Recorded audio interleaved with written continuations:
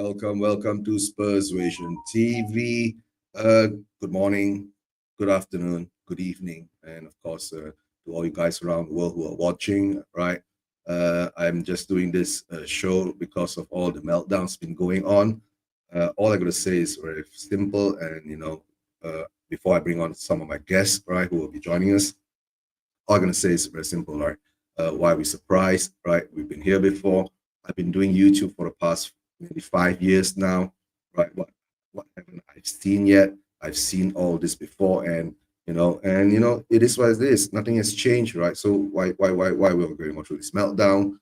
And and the thing is that I've been saying, right? If we want change, we have to force it as fans, right? If we sit back and do nothing, right? Levy wins again, right? So it's always been in this scenario. It's not changed. So all I can say is that sit back, right? That's why I've always said that I'm zen about all these kinds of scenarios. It doesn't make any difference of what happens. We are just fans. And I've been doing a lot of shows, right? Until more or less, I don't do transfer shows anymore because to tell the truth, right?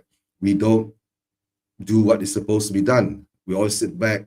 We get hyped up whenever that we are linked to all the IT case or most of it are BS, right? I always say that I only will believe it when they're in signing the contract, holding up the shirt, doing the intro video. Even when Kudos was signed, right? I didn't even believe it until I saw the intro video, right? That's where I am. Even Paulinia, it's the same thing. So being a Spurs fan for so many years, I understand what's happening. And let's hope that a lot of our Spurs fans will understand what's happening. A lot of our Spurs fans will wake up to see what's happening. So as I can tell you now, right? We will go into this show. We'll go step by step. I'll try to make it as constructive as possible. And the best part is that I've got Mani, an Arsenal fan, joining me. And of course, Corey Boy is here with me now. Maybe a few more guests will hop on later, right? I've sent them the links. So let's see how we go about it. Let me bring on the guests now, right? Let me bring on Corey Boy first at the stage. Yeah. Hi, Corey. Hi, Mani. Hope you're well. I hope you guys are well. I know what we're doing here today is a bit, I hardly ever do shows during this period of time. And I've not done a lot of review and preview shows in a long time because of work, right? So at this moment in time, this show is a one-off kind of thing because of what happened yesterday and all the reactions that you get, right, online, right? And all I can point out is that it is what it is, right? My first part is that, right, why are we surprised? Were you surprised, Corey, that, we're going through this ITK, BS, we're linked to, we are so close to this, we are so close to that, the fees are agreed upon. I'm old-fashioned, bro. I'm old-fashioned until that guy is holding that shirt, signing that contract, and doing a press conference. I don't want to hear ITKs and the Romanos, the here we goes and all that business because they're just there and it's their job to stir up speculation because they get paid for it. So for me, it's until I see them at Hotspur Way holding up that shirt and saying they're happy to be at Tottenham, I don't really want to know. Yeah, that's true. That's true. Right, and I understand, right? A lot of us YouTubers, right? We do all these shows, right? Because we have to make content, especially if you monetize, right? The more content you make, the more money you get, right? And it's fair play, right? And the other thing is that I've always said, right, to all fans out there, right, whichever football club you support, right, it's your own, right? I mean, like I said, you can't try to make people support a football club to your liking, to the way that you want. I support my football club in my way, right? I am unhappy with my owners in my way, right? But the thing is that a lot of us, right, try to, ride on certain things, and after that, it falls off, right? And then the only thing is that, yeah, you get back on again. But it is what it is. When we do YouTube, I mean, it's for, like I said, it's all about the clickbait. Of course, it's all about the clickbait. If you're trying to monetize, you're trying to get the money in, right? And, it is what it is. It's making a living kind of scenario, right? And for me, is that I've been doing YouTube for nearly 5 years now. For me, is that I usually do it as a hobby, right? And to meet new people, right? I've known Corey for so long, right? I've known Mani for so long, and Mani is an Arsenal fan, and he is one of the more realistic Arsenal fan out there. Right? Even though he does ruffle a few feathers here and there, but that's what we do, right? And of course, we banter each other. So for why I'm going to ask Mani, right? Because he is an Arsenal fan, right? Are you surprised that we bottle it, the Eze kind of thing? Or you also could have seen it from far away? Look, I'll be honest, and first of all, let me say, of course, as usual, salam at the tongue to you, and big up Corey, and big up everyone in the chat. I wouldn't necessarily say that I was, surprised, because, we've seen Levy pull this sort of stuff before, to be quite honest with you. And from all the conversations that you and I have had over the years, Eugene, I could definitely say that this is this is almost a modus operandi. And these sort of Hail Marys, a term which I'm sure Corey will know very well, given his NFL preference, or his fondness for NFL. Right tackle and proud, baby. O-line and proud. Yeah, so these things have taken place before. I'm reminded of, what happened in the early 90s when Nigel Martin left Crystal Palace. Sorry to have to mention that, of course, Corey. I know you're not very fond of them. He had the choice between going to either Everton or Leeds United, and Leeds, of course, they went on to become the hit club at the time under David O'Leary and the Aegis at the time, playing exceptionally well, qualifying for Europe, reaching European semi-finals and so forth. But the deal between him and Everton was almost inked. And then all of a sudden, from out of nowhere, Howard Wilkinson sort of stepped right in and said, no, we want you to join us. And I don't remember the machinations involved over there. I'd like to think that there might have been similar, forms of jiggery-pokery going on. And I think what sort of strikes me about the whole thing is that, Eze probably gave people the impression, gave a lot of you the impression from what I'm getting on Twitter, that he sort of strung you along. He's talking about how he was happy to, join Spurs, and how he was heartbroken at leaving Arsenal's academy and then having to rebuild his career elsewhere. And then all of a sudden, he's now happy to be with us.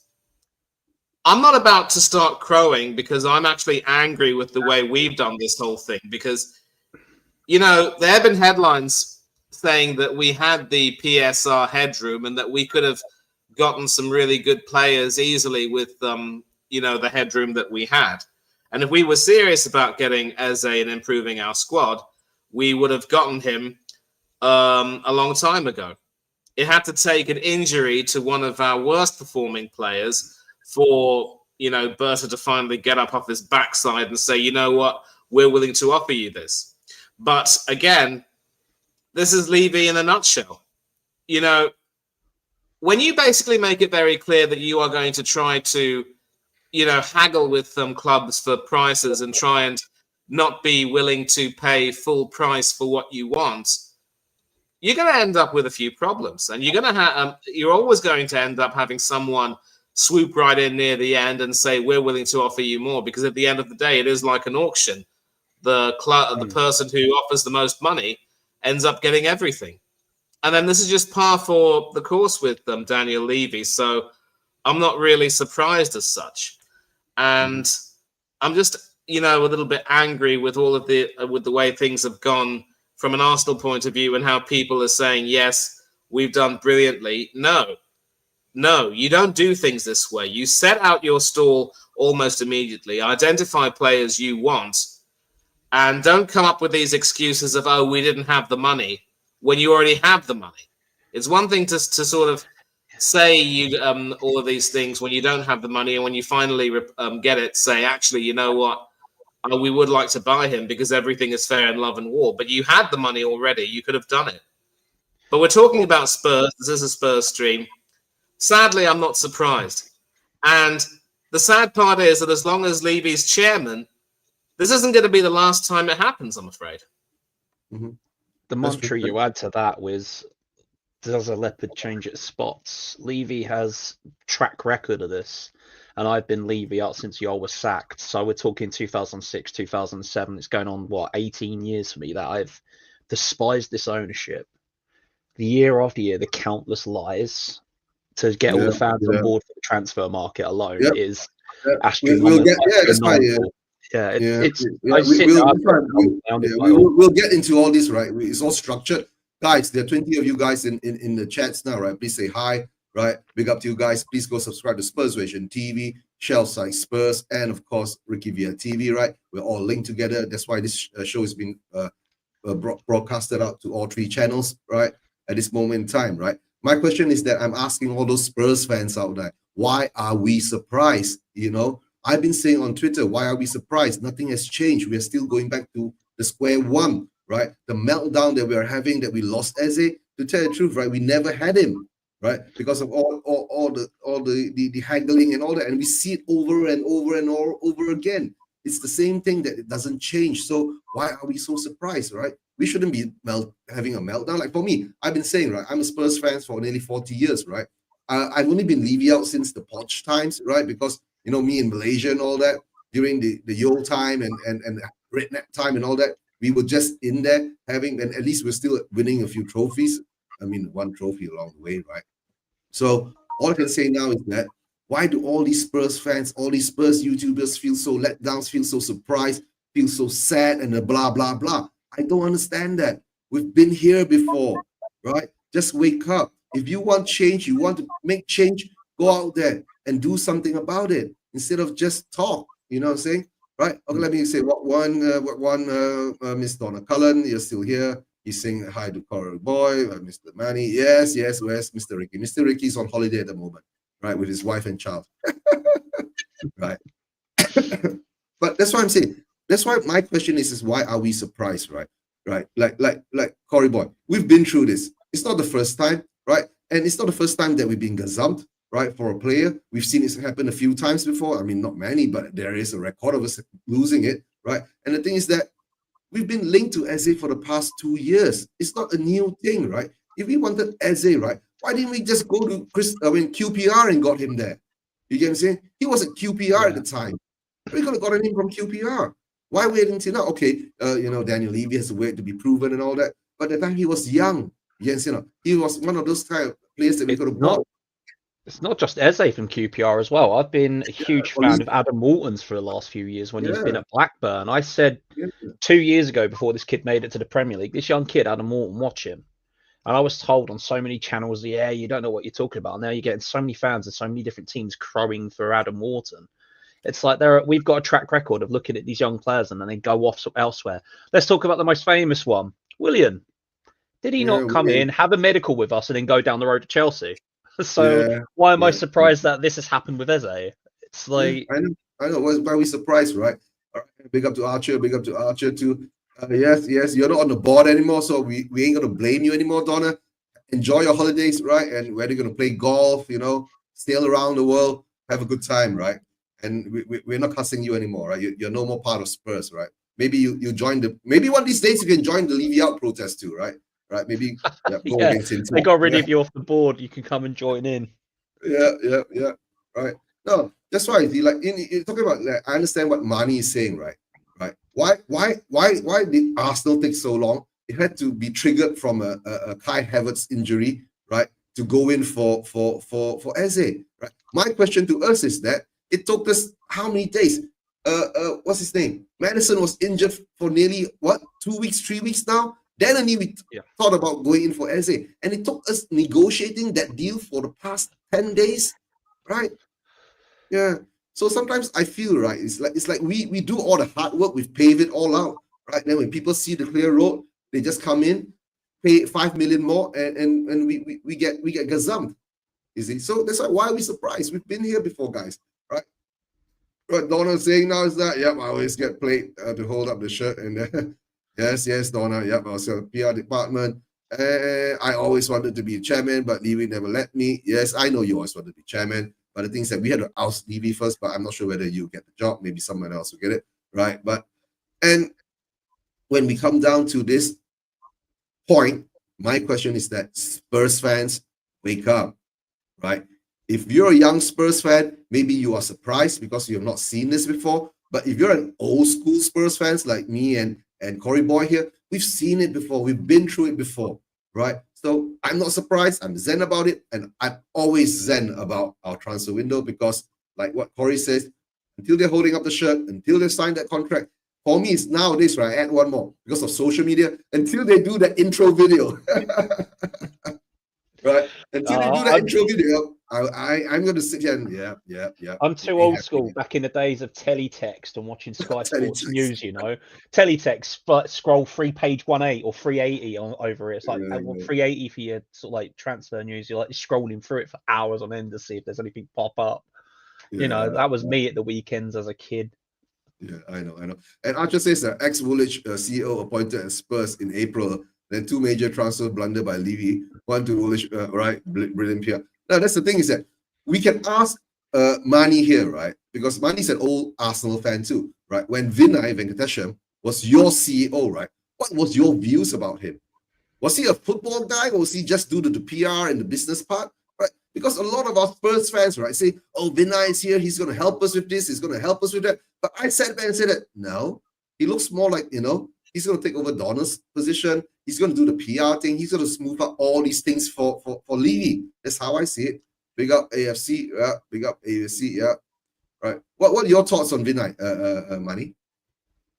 Oh, believe me, I am so glad that Double V, you know, left us, quite frankly, because he was, you know, one of those people who literally was at the forefront of our level of incompetence. He and Edu Gaspar, our former Invincible.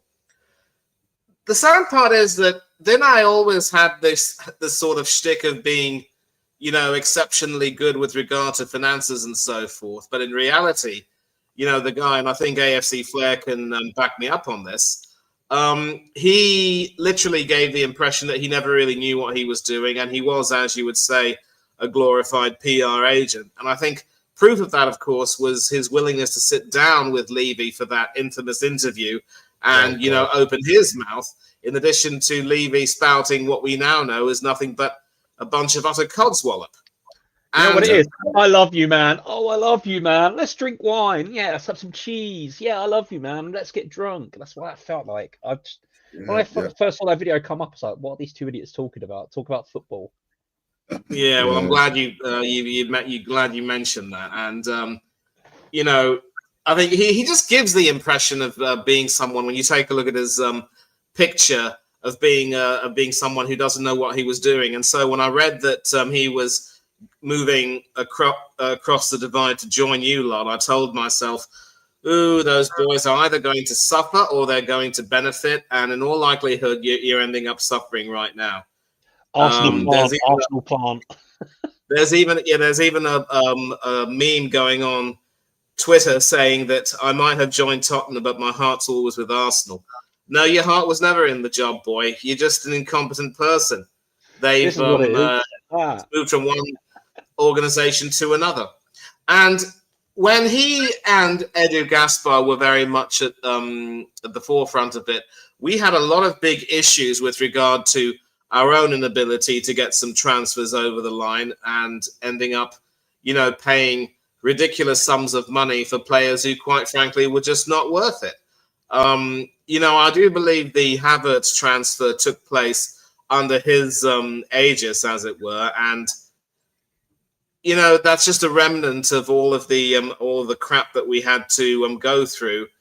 And even now, at least with Berta coming in, things look a little bit better, but a lot more sane fans will tell you right now, especially with the way things have been conducted now, we're not holding our breath.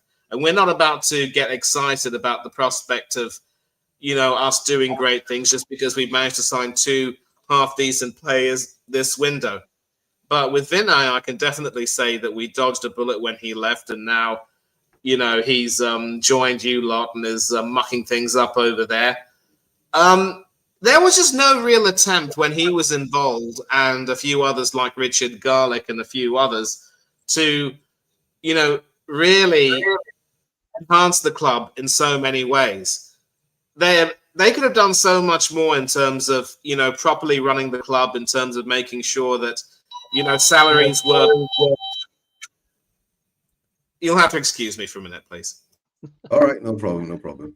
Yeah, the only thing is that I actually wanted to ask Maniato when he comes back, right? When Vinay was there, right? Was he really involved in signing the players? Was he really doing that kind of work for Arsenal, right? Because a lot of us Spurs fans and Spurs YouTubers, right, are going on saying that, Vinay is doing this, Vinay is doing that, right? And with Lange and all that, right? But I don't see much of that being true. Because, I see more as hold on, we've got one more coming in, right? Yes, Scotty, big up, Scotty. Scotty.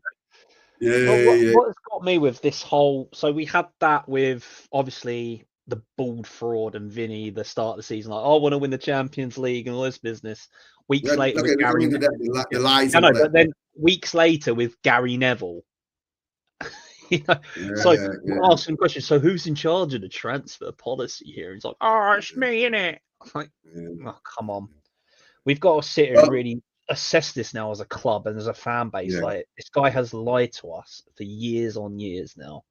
It has been the first day these guys come in, oh, well, we're here to make money. That should have been the red flag down every Spurs player's back, Spurs supporters back. And then, like I said, I've literally... Yeah, no, Corey, okay. Before we continue on the lies part, let me get to Scotty, right? Scotty, first of all, right, I'm going to ask you this question, right? Why are we surprised as the Spurs fan base, right? Scotty, we've been doing this for nearly 5 years, right? Are you surprised at what's happened? No, I'm not surprised. Why fans are surprised is because of that. We're fans. We want, fans want to have hope. They should, and you should be allowed to have hope for your club, right? That's really what the worst thing that Levy has done to us is he takes away that ability to just be a fan. You should be allowed to have hope. You should be allowed to want the best for your club. You should be able to hope that the club wants what's best for your club, and that's what we've had taken away for us. I said a lot, and I don't know if you've seen me in the chats, and Brian Daigle's doing his late night chats, and he kept saying, "What's the chances it's going to happen?" And I kept saying 0. And I know people will say, "Oh, you just do that because you're negative." And I couldn't pin something on it because when I was trying to think about it, the biggest threat was always Arsenal. But before the injury, they had seemed like they weren't out of it. But the reason why I kept saying 0 is because I've seen this club so many times, and it doesn't matter what happens, this club finds a way to screw things up. And the reality is this SE deal really was easy to do. You go there, you pay the release clause, and it's done. And it was easy. I know people will say, "Oh, it's a lot of money." No, it was easy to get it done. And the fact that we took so long getting an easy deal like this done just showed me that we weren't serious about it, and then we're going to do what we always do and screw around. So that's why I wasn't surprised at all. But I do have sympathy. I know sometimes people think I come off as mean and hard and nasty, but I feel bad for the fans that got their hopes up. Because there really was every logical reason for every other club as it gets done. He wanted to come to a club of our size, right? He wants Champions League. We're a much bigger club than Crystal Palace. We can joke around and say we are, but we are. He's exactly the player we needed. Before Madison went out, he was the player we needed. When Madison went out, he was even more the player we needed. There is literally, other than Levy, there's no reason why this deal wouldn't be done. So fans should have been excited. And finally, you want to have good feelings about your club. Everybody does. Corey, me, Manny, we all want to have good, positive feelings about our club. We don't want to constantly be criticizing the club. Nobody actually wants to do that, right? But like you said, we're not surprised because it's what we do. It's how our club operates, no matter who's in charge in terms of other than Levy, right? I heard Manny a little bit. I was listening before talking about Vinay, and it shouldn't matter if Vinay comes in or not because this happens whether he's there, whether Lang's here. Even when we had a great director of football with Paul Mitchell, right? He got screwed. It doesn't matter all the people underneath the Enoch and Levy level because it's the same thing happen all the time. Sorry if it's a little long-winded answer, but no, Scotty, it's true, right? And to tell you guys, right, please, right, Scott M, right, is the most negative troll on the comments, but when he comes on screen, right, he's one of the most gentle guys, right? Just to prove to you, he's not a mean guy, right? But he's just realistic, and he's saying now, right, he understands the disappointment in the Spurs fan base, right? And the thing is that I've seen this been played out. I've seen this been played down, right? That's why my question earlier to Manny is that, right, before we go to the lies part, right? Have you ever actually seen Vinay do a lot of businesses for the players in Arsenal? Or No, that's a good question. I'm really glad you asked that, and I'm really sorry that I had to, shoot off like that. I also want to apologize for that ridiculous bell sound. I've shut that off. It won't happen again. The thing is, no, it was really only, to be honest, Edu, who was taking the lead over there and trying to make sure that, the finances were taken care of more than anything else. Vinay was just nothing more than, an unwitting accomplice, as it were. And you could clearly see that Arteta was the one who had the final say when it came to transfers with regard to the players that he wanted. And in addition, you also had the idea that Edu and Arteta were more or less in cahoots about the type of players that would be bought and how they'd be willing to spend their money. What angers me, though, is this. We are willing to drop 55 million quid on someone like Noni Madueke, another Chelsea reject, add another number to the score, as Neil Tennant so brilliantly sang, in case you didn't notice. I'm a huge fan of the Pet Shop Boys. The Chelsea retirement home. Fall down. And, if we're willing to spend that much money, more than anything else, on someone like Madueke, who is... who might have shown a little bit of potential, but is nowhere near top tier. Why we saw it fit to just, dawdle and wait on Ebery Eze when we could have paid the money up front, given that we had the PSR headroom, it really, just boggles my mind. And more than anything else, it was just a case of, it was just laziness and incompetence rolled into one. But one thing which I can say is that when Vinay was with us, very much during those entire 4 years for which Arteta was manager before leaving, I can clearly say and easily say that he never showed any real nows when it came to how much money would be spent for a certain player, whether you'd get any kind of return on an investment, or whether those signings would be prudent. The fact that we wasted 70 million odd quid on Kai Havertz, I mean, that just says it all. And even people rant and rave about the money we spent for Nicola Pepe. At least he was able to win Arteta a trophy. What the hell has Havertz done? After that horrid choke against United in the FA Cup, he's officially dead to me. He has to really redeem himself. But back to Vinay, he was a figurehead, a financial figurehead, as it were. He never really was willing to, advise any kind of restraint. And he never even seemed to have any kind of football, sensibility in him, if that's the right word. So, no, I'm actually glad that he's gone. I'm glad that, we're starting to do away with a lot of the crap that was there before Berta came in. But... There still has to be a lot of change really needed to be done to make sure that we do a lot better. And so Vinay was more or less, ineffective. I don't want to say incompetent because that would be a bit too harsh, but I have to be honest and say that he wasn't really as, influential as people might think he was. And now, of course, somehow he's managed to fail along the same level, as it were, by joining our North London rivals. All I can say is that the more differences that are there between us, the more we realize that we have similarities. We might be rivals, but, we both have horrible owners who don't give a toss about the footballing side of things. The fish always does rot from the head down. And I think there's a reason why he decided to go across North London, because no serious, ambitious club would have touched him with a barge pole. Maybe, yeah, that's true. That's true, right? But the thing is that at least, right, Manny, Vinay used to have to take the suggestions of players, right, from his manager. You get him saying, not from his manager, right? Vanakam. Yes, whoever that. Shushan, long time no see, bro. Yeah, all the way from Nepal. Hope Shushan, you hope you're doing well. Right, hope you're doing well. Yeah, did you call me incompetent? Yeah, right. Yeah, we did. Yeah, we did. Right, yeah.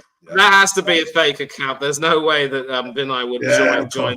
There is another one of those troll accounts coming up, but we accept everyone here, right? We don't discriminate because we allow people to express what they want to express, right? So, but all I can say is that, yeah, I'm the most competent man that you ever had. All right, yeah, big up. We've got the IN at the front of that, right? Incompetent. Incompetent, yeah, IN, yeah. Right, right. Seriously, right? Woolwich, right? At least your owners are having a go. No, that's true, right? At least they're having a go. But Manny is always unhappy because of Arteta not able to reach there, right? Because he's one of the Arsenal fans that can't stand that the phases they've gone through, right? And if along the way, this past 5-6 years, right, if they've won an FA Cup, a Carabao Cup, right, or a European trophy, Manny wouldn't be that unhappy. That's all I'm gonna say. But at this moment now, we all understand, right? Yes, Sushant, how are you doing? Yep, you moved to the UK, Sushant. I didn't know that. It's been 3 years now. Oh, I feel sorry, man. Cold, wet weather. Why? Nepal.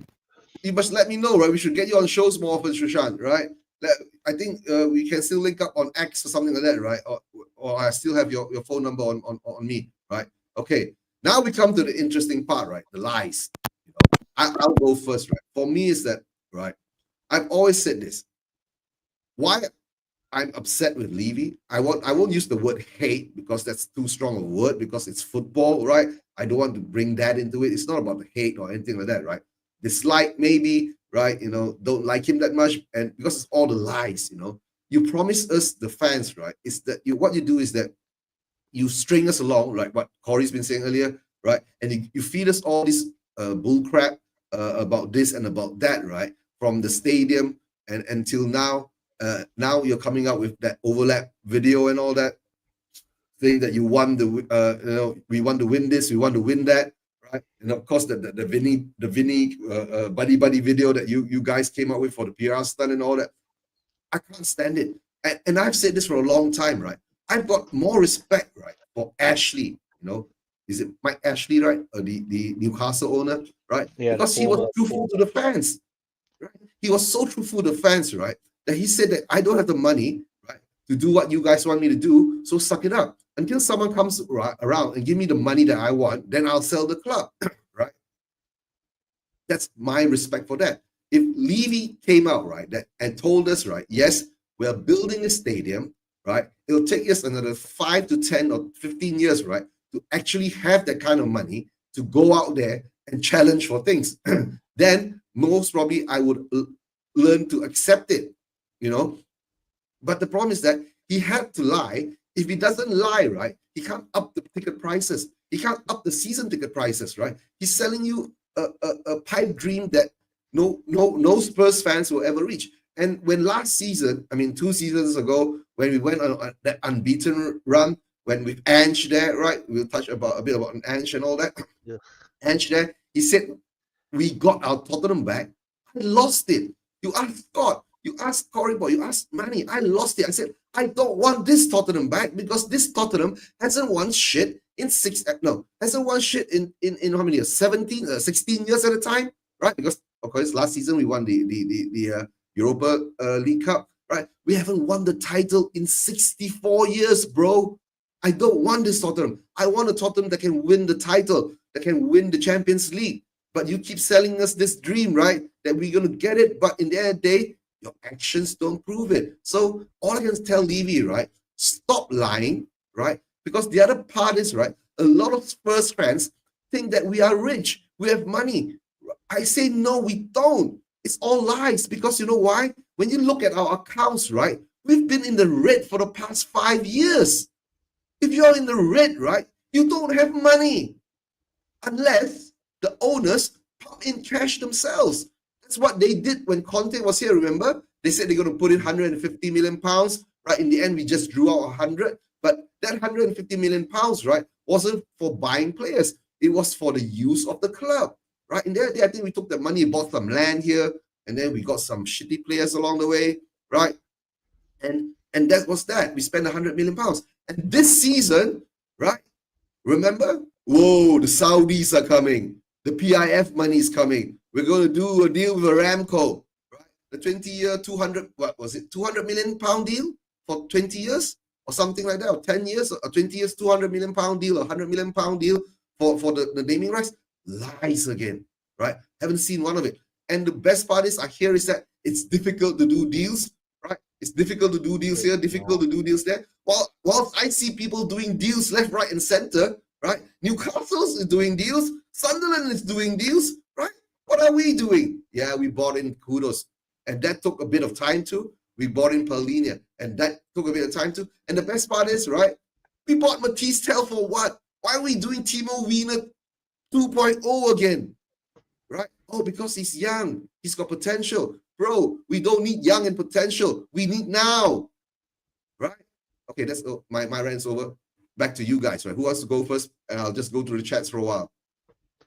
It's systematic lying from a guy that his ego is too big to let go, too big to listen to what fans are getting fed up with.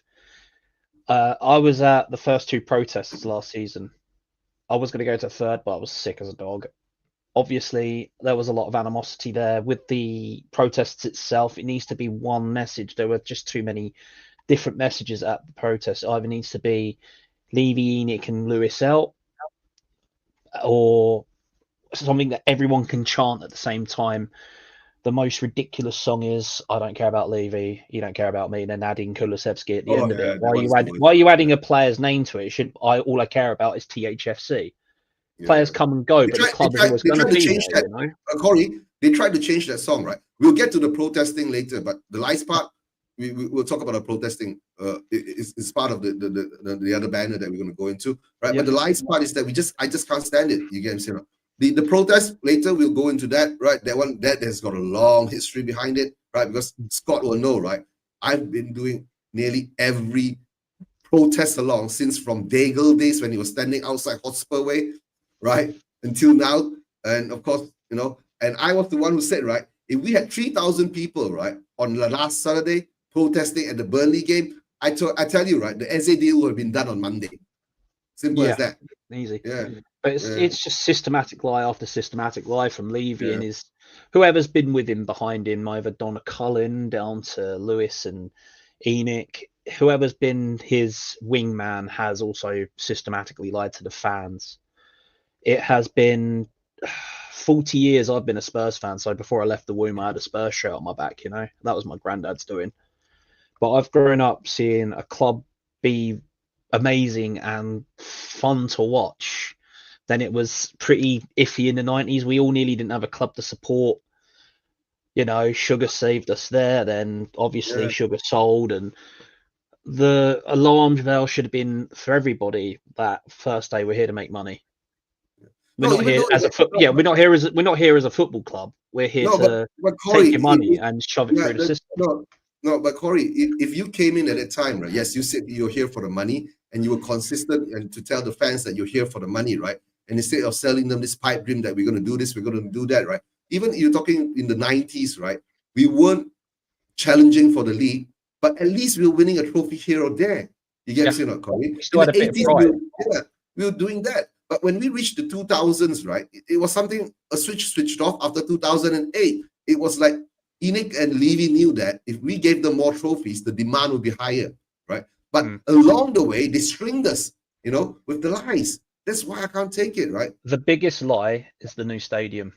At least at White Hart Lane, you felt at home at that stadium. It might have been tiny, it might have been running down into the ground, but the old lady had her charm. She had a spirit, you know. I've said it on many of other channels before, traveling up with my granddad, my uncle, my cousin as a young kid, traveling from Brighton to London. It's, you know, a 2-hour round trip there and back. So 4 hours you spending traveling to go and watch your team play for nearly 2 hours. To me, the lane was special, you know. There was always singing, there was always an atmosphere, it always felt like home. I went to the Southampton match last year. My God, we won, okay, but me and Rich C left at the 60th minute to go back to the pub to see Debacle and everybody because we'd just come off the back of the protest and we're like, right, we're gonna go out. But the stadium, it was quiet. you're 3-0 up and it's quiet. It was like, forget about it being in a library. You might as well have been asleep to the noise in that stadium. It was just too quiet. And I looked at Rich and went, this doesn't feel like the Lane to me. You know, we're as a club now, we're just Tottenham in name, not football club anymore.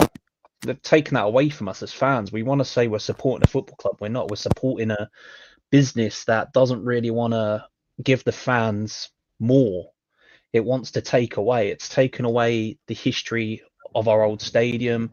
There's not really much around the stadium to point out to. This is our past.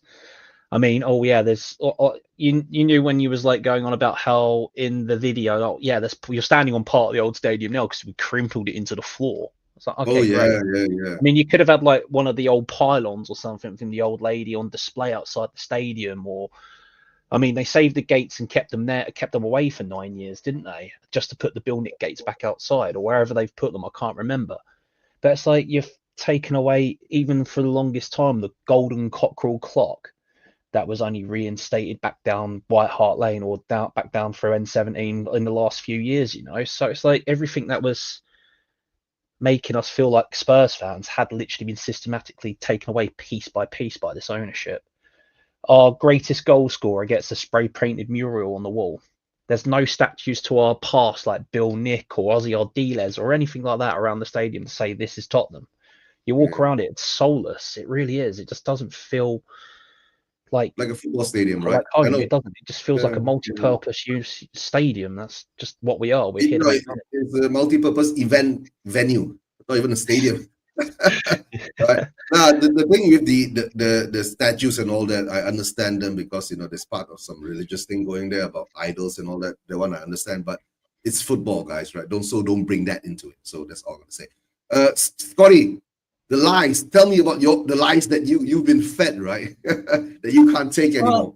Yeah, I mean, I think you guys have done a pretty good job of outlining a lot of it. One of the things where I'll like to go down to one of my biggest issues with Levy, maybe my biggest issue with him is the lies that when you hear him say that we are going to compete for the Champions League and Premier League. And I'll say, to be honest, it's not that hard, honestly. I think the blueprint is out there. Everybody sees how the teams that win Champions League and Premier Leagues. Now, it might be hard to replicate what they're doing, but we see what they do. They get in quality proven managers, they get in quality proven players, and they have a structure set up at their club so that there are people at the top making football decisions that have a football pedigree, right? And this is what I'll say. Manny may not love Arsenal, but credit to Arsenal. They went out and got Berta this summer, right? He has years and years at Atletico Madrid showing that he knows how to build a quality team that can go out and win something.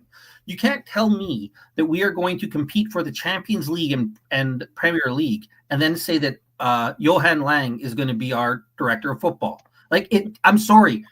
I don't need to own a football club. I don't need to have 20 years of coaching. I don't need to have all my badges to know that Johan Lang isn't competing against City, Arsenal, Liverpool. He isn't competing against Inter Milan, isn't competing against Real Madrid, right? You look around, look at the clubs. Bayern Munich, they have Max Erbel in there. He had years at Borussia Mönchengladbach showing what he did. Then he went to RB Leipzig. Then he went to Bayern. A history, right? Quality people coming in. Luis Campos has shown what he can do at Monaco, and now he's helping PSG. Michael Andrews, is that Edwards or Andrews? I never get it right. Who's over at Liverpool, right? He actually left. They sent him away. They saw that they had a little bit of struggles. I mean, still Liverpool is still pretty amazing to have those struggles, but you know they weren't powerhouse. They had a few errors. They bring him back in, and this is what proper clubs do. They bring in football people, and they have a plan, and you see that plan. In 25 years under Levy, we have never seen that. The best we had was when we had Poch and Mitchell, right? I think most people will agree that Poch partnership was great. That was a plan. You could see how the team was building, and there were problems, but the reality is we were building a team. And then what did Levy do? He fired Mitchell.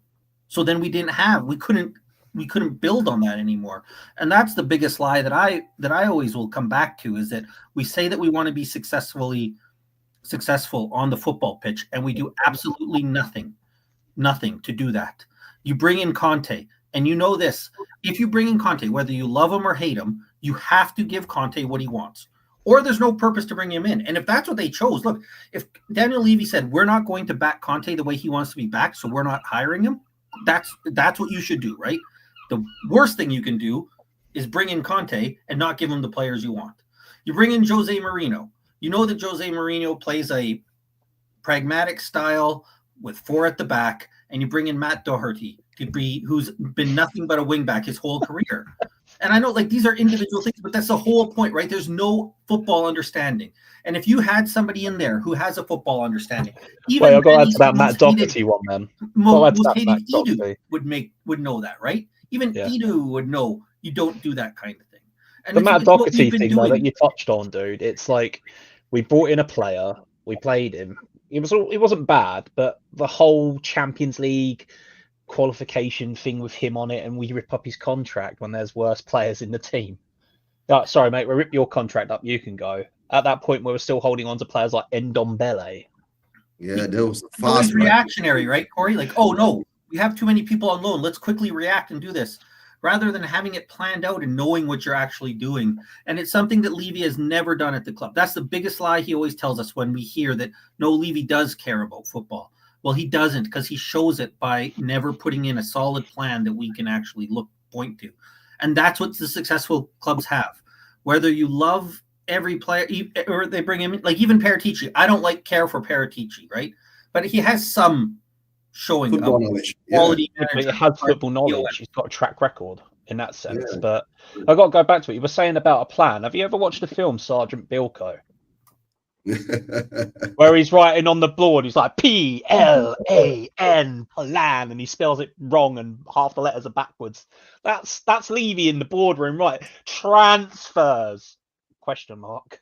No, the thing is that that's the thing, right? Levy comes out and says that every penny that's made, right, is put back into the team. Yes, and the best part I've always been saying, right, it's not the football team the money goes back into, right? It's in the property development team.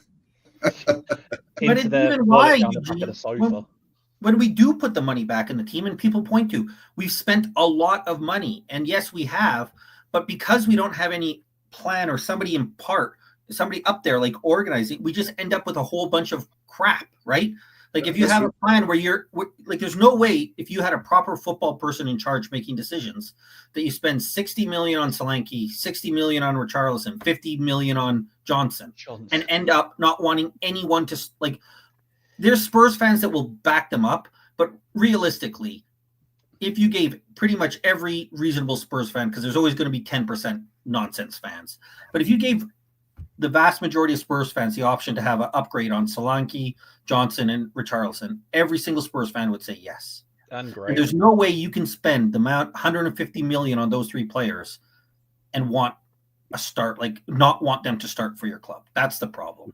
No, that's true. That's just one area. No, the thing is that you can ask Manny that, right? He's an Arsenal fan.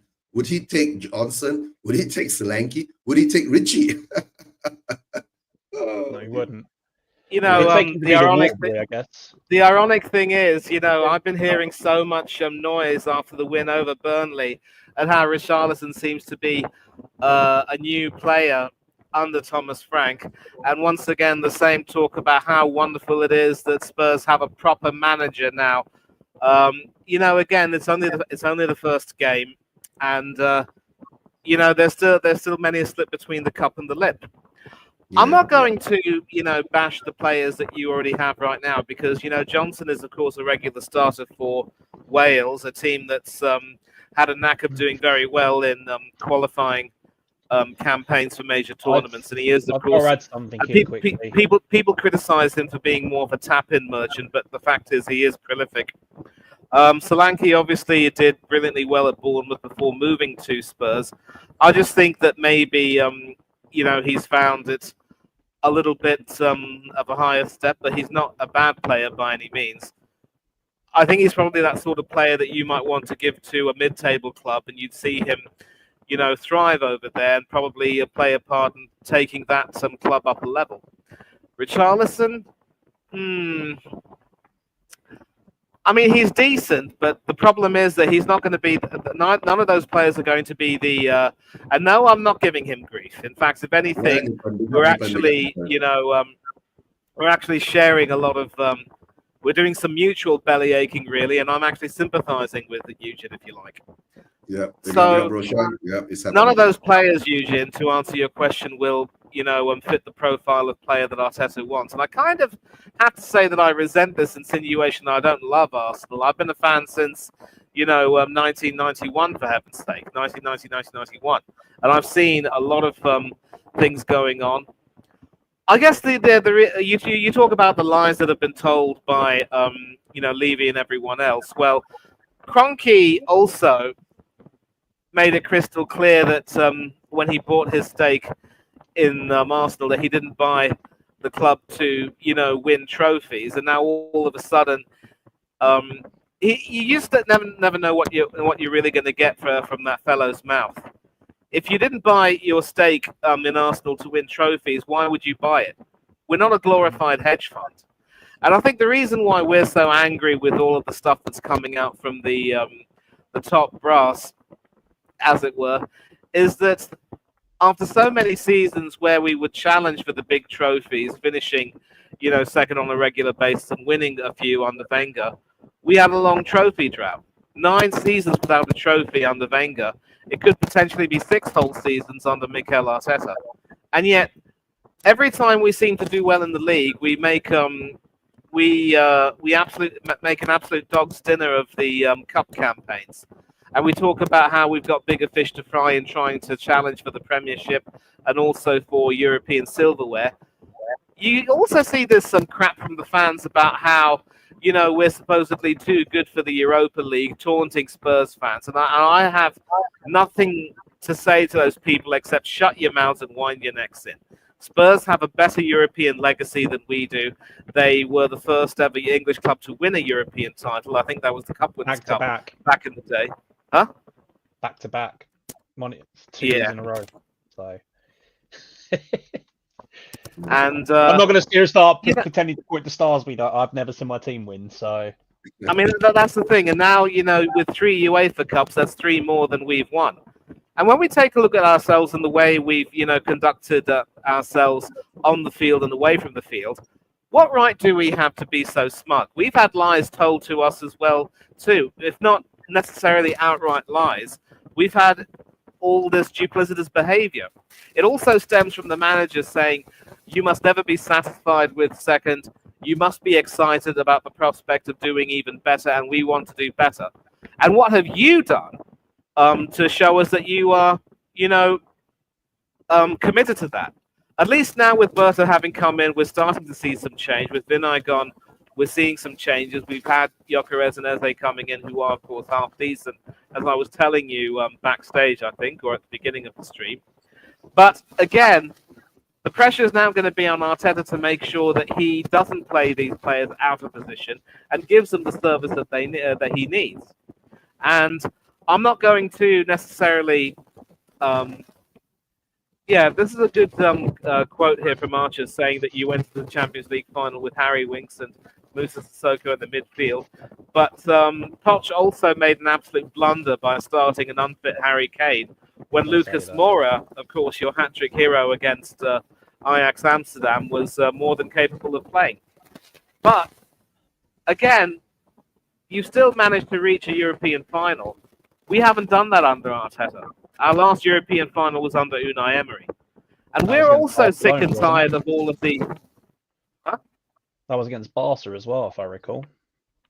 No, 2006 was against Barca in the Champions League, but our last European final was against Chelsea in the Europa League under Unai Emery. And so we're also sick and tired of the duplicitous actions and some of the lies that are coming out. And we just, when we see behavior like dawdling over buying Eze while being ready to stump up the cash for someone like Madueke, we also believe that there's a lot of jiggery-pokery going on, and we, the fans, are also in many ways being lied to. But the difference is, while at least there's a growing number of fans who are now becoming very disillusioned with Levy, and they're now saying that he's got to go, and finally a lot of Spurs fans are waking up, and I'm delighted to see that, we still have a group of people who are still so in love with Arteta and this regime that they'll say whatever they want to, just back Arteta and this regime until the bitter end. I think the sad part is it's going to take something really seismic in many ways for people to start realizing that, the emperor does have no clothes, and we've just been, we've had the Mickey taken out of us. And that could very well mean that we might have to finish out of the European places and not win a single trophy. And then people are going to wake up and see that. Eventually, it happened with Wenger, despite 3 FA Cups in 4 seasons. The only way that, history will have to repeat itself, but then so be it. And maybe once we get rid of Arteta, we'll have a proper manager in that regard. Big up to you, Chris. So, but Manny, before you go on, was... your mic has a bit of crackling, the sound and all that becomes coming through. Yeah. Maybe you got to just readjust your mic, the settings or something like that. Yeah. Either that or it's a fan, but yeah. I mean, we can take our Spurs hat off here and think as subjective football fans as well. The divide between the two clubs is, we're both protesting. They were protesting in numbers, Arsenal, years ago, weren't they? Yeah. Whereas see, every now and then we struggle to get more than 3,000. I mean, the first 2 protests had thousands of people there, and I think this protest that just went past this weekend had about 30. I say it was ill-timed. I said, if you're going to protest, wait until at least after the transfer market, because quite frankly, doing it first game of the season with a new manager it's really taking it out too far, isn't it? You're spiting the nose. But the thing is that, right? Sorry, if you talk about protests, right? What Scott says is very true. You see, during this protest, I've seen the protest. I mean, the Spurs YouTube community, right, actually started building after I think 2021. Before that, it was just We Are Tottenham TV and maybe Expressions and all that, doing the thing and all that. After that, there were more and more channels coming up, like mine and, a lot. I'm a small channel, guys, I'm a very, very small channel in this, right? But the thing is that I've always been consistent with my stance. I've always been Levy out. I've never flip-flop, right? Later, we're going to go on to the Levy out part, right? And like what Scott has been saying all the time, right? The protest must not stop. We must be doing it every home game, right? Whether it's 5 people standing out there or 5,000 people standing out there, it must be something consistent to push the message out. The whole of the last season, right? I've always put out this message, right? Win, lose, or draw, right? The protest must go on. Yeah. You understand? You see, because guys, you must remember. Let me get some videos. You look at this, right? This is the protest from when was this? This is the protest, right? From I think 3 years ago. Watch this video. We want Levy out, say we want Levy out. We want Levy out. We want Levy out, say we want Levy out. We want Levy out, say we want Levy out. When is your breaking point? Tell me. When are you gonna learn that we're doing it for the good? Right. So all I can say is, right, at least with change for Tottenham, the protest is more organized now, right? It's got a certain kind of direction and it's able to pull in a lot of people. But, being Spurs fans, right? We protest when things are bad. Then you see that group come out, right? That's why now you will see, right? Like the Burnley protest, I heard there were about 30 people there. It's not that we've not done it before, right? Guys, I do nearly every protest watch-alongs, protest-alongs, nowadays I call it, right? And I did one when the first one that changed for Spurs for Tottenham did it, right? It was a success. Yeah. I did nearly a 4 or 5 hour video, right, including the game in one stretch. You know what I'm saying? The second one was good too, right? But then when the third one came, right, guys, don't forget when the third one came, we were in we were in the finals of the Europa League Cup. You get what I'm saying? So that dwindled back down to the 50 old people again, right? So all I can say is that what you say is correct, right? If you want a protest to have the big kind of effect and all that, you have to choose the right timing. But if you want to have a consistent voice out there, the protest must be done all the time in every home game. That's what Scott says, right? Yeah, Scotty, go ahead. Yeah, it's easy again for me to sit here in Canada where I don't have to do anything. Malaysia, where I don't have to do anything to go out. And so I have full respect for people that actually have to get up because I know it's a lot of work, right? Organizing it, getting up. Corey, I believe if you're going to protest, you have to take the train for a couple hours to get up there. So I have full respect for anyone who goes to the protest first and foremost. But I think what's important, especially when we have this conversation, right? It was a big conversation the other day on Spurs 5. Should there be a protest the first game of the season? For me, I say yes. But I say yes because I think we need to protest every single game. It needs to be consistently. That's why I say there should be a protest at the first game of the season. Because I understand if you say, oh, we have a protest, we haven't protested for a little bit, now we're going to have a protest as the first game of the season, and somebody says, oh, but then if we get Eze, what happens? I don't think the protest should be reactionary like that, right? If we signed Eze, we still protest because the protests aren't about we just want Eze in. The protest is we want long-term sustainable change. That's what we want. So even if you're in Eze, consistency in the transfer market, so that we're not being lied to. The fact that last year I went to 2 of the 3 protests, like I said, I was sick as a dog. I was pretty much in hospital the 3rd protest. I was really unwell. And the first 2 protests, I met a lot of the guys from the YouTube channels, the 2 Marks, obviously Brian was there. I mean, a lot of these guys, it feels like they're like long lost family when you see them in a crowd. Stelios coming up to me, you're fucking tall, aren't you? Kind of things like, I thought you were taller, mate. Kind of like those little banty jokes. Then you had little Matty K running away with a Levy in sign, running away and ripping it up in half, and it was quite funny. But the first 2 protests were great. Then there's another part about it, right? The YouTubers. Hold on, I think Hasper's joining us now. Yeah, big up, Harry. Hey, sorry about that. Hey, buddy. Sorry about that. No, well, we've gone through quite a lot, Harry. We've gone through the. Okay, let me get to Harry now, right?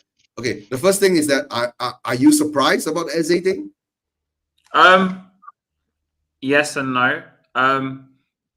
Yes, because we had like 2 weeks to get the deal done, and we didn't get it done.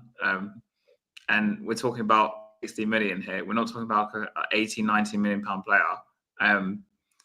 No, because it's Daniel Levy and it's Tottenham. And I mean, the problem is with Eze is if Arsenal came in, he was always going to go to Arsenal.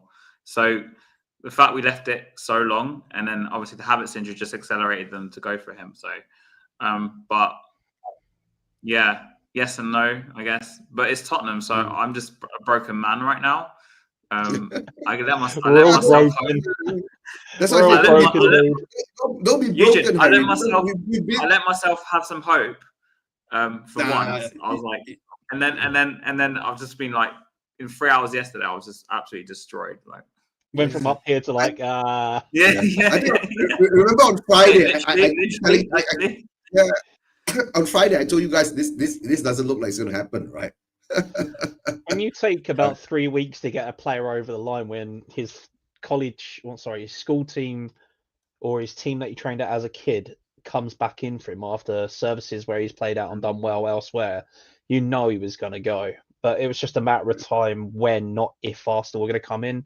Forget the circumstances of the injury to Havertz. I still think someone was waiting at the training ground with a baseball bat for him. You're going to injure at least injure one of the worst ones. Whack, ACL gone. Like I said earlier on, it doesn't surprise me with this because it took so long to go over the line. Yeah, that's true. And then the other part is that, right? We were talking about the lies from our club and from Levy. What were the lies that you felt that that affected you the most? So I think the club just gaslighted us again because he did the interview with Vinay, he did the overlap interview, and he put out certain messages to imply that we're serious. Now, obviously, some people must have bought it because, I mean, our fan base is like compilations. Anyways, but also it's still Levy. But the problem is they kind of imply that Levy had less of a influence, I thought, because obviously Vinay's in the video with Romero, for example. Vinay interviewed Levy. Like, they're trying to imply that there was some sort of change. Because bear in mind, there's a change for Tottenham. So they were trying to, I think, tell us, or imply to us at least, that there was some form of change. But in reality, Levy is still involved in negotiations as he. Yeah. No, okay. I'm going to tell you this, right, Harry. Admitted it in the interview. So the point I'm trying to say is there was change, but not the change that we all really want. Like, Levy hasn't stepped away from the football, obviously, because we've messed up another deal because of him. So what I'm trying to say is they kind of gaslighted us to say there's been changes on the boards, changes in the manager, whatever. But they're not the changes we really wanted. They're just some changes. And then people think it's different because he puts out the I want to win the league and the Champions League, whatever. But in all seriousness, the big clubs do deals a lot quicker than we do. Obviously, like Arsenal did a Trossard deal within a day when we were linked with a week as well. We made like 2 derisory bids. That was like a few years ago. It's basically a repeat of that with Eze, except just on a larger scale. So if we wanted to Eze, we could have got him a week ago. Let's be honest. Like we could have got him a week ago. And Harry, to tell you the truth, right? And to tell you the truth, right? I had a long, I think, not that long, right? I had this conversation with Elias, right, on the phone, right? About, he said Levy stepping in to get Eze and it's going to get done. I said, if Levy steps in, he's going to screw it up big time. So, yeah, let's see what happens now, right? So we all know that it's been screwed up. Now Eze is going over to Arsenal. It is what it is, right? Okay, now we come to the current subject we're talking about now is the protest, right?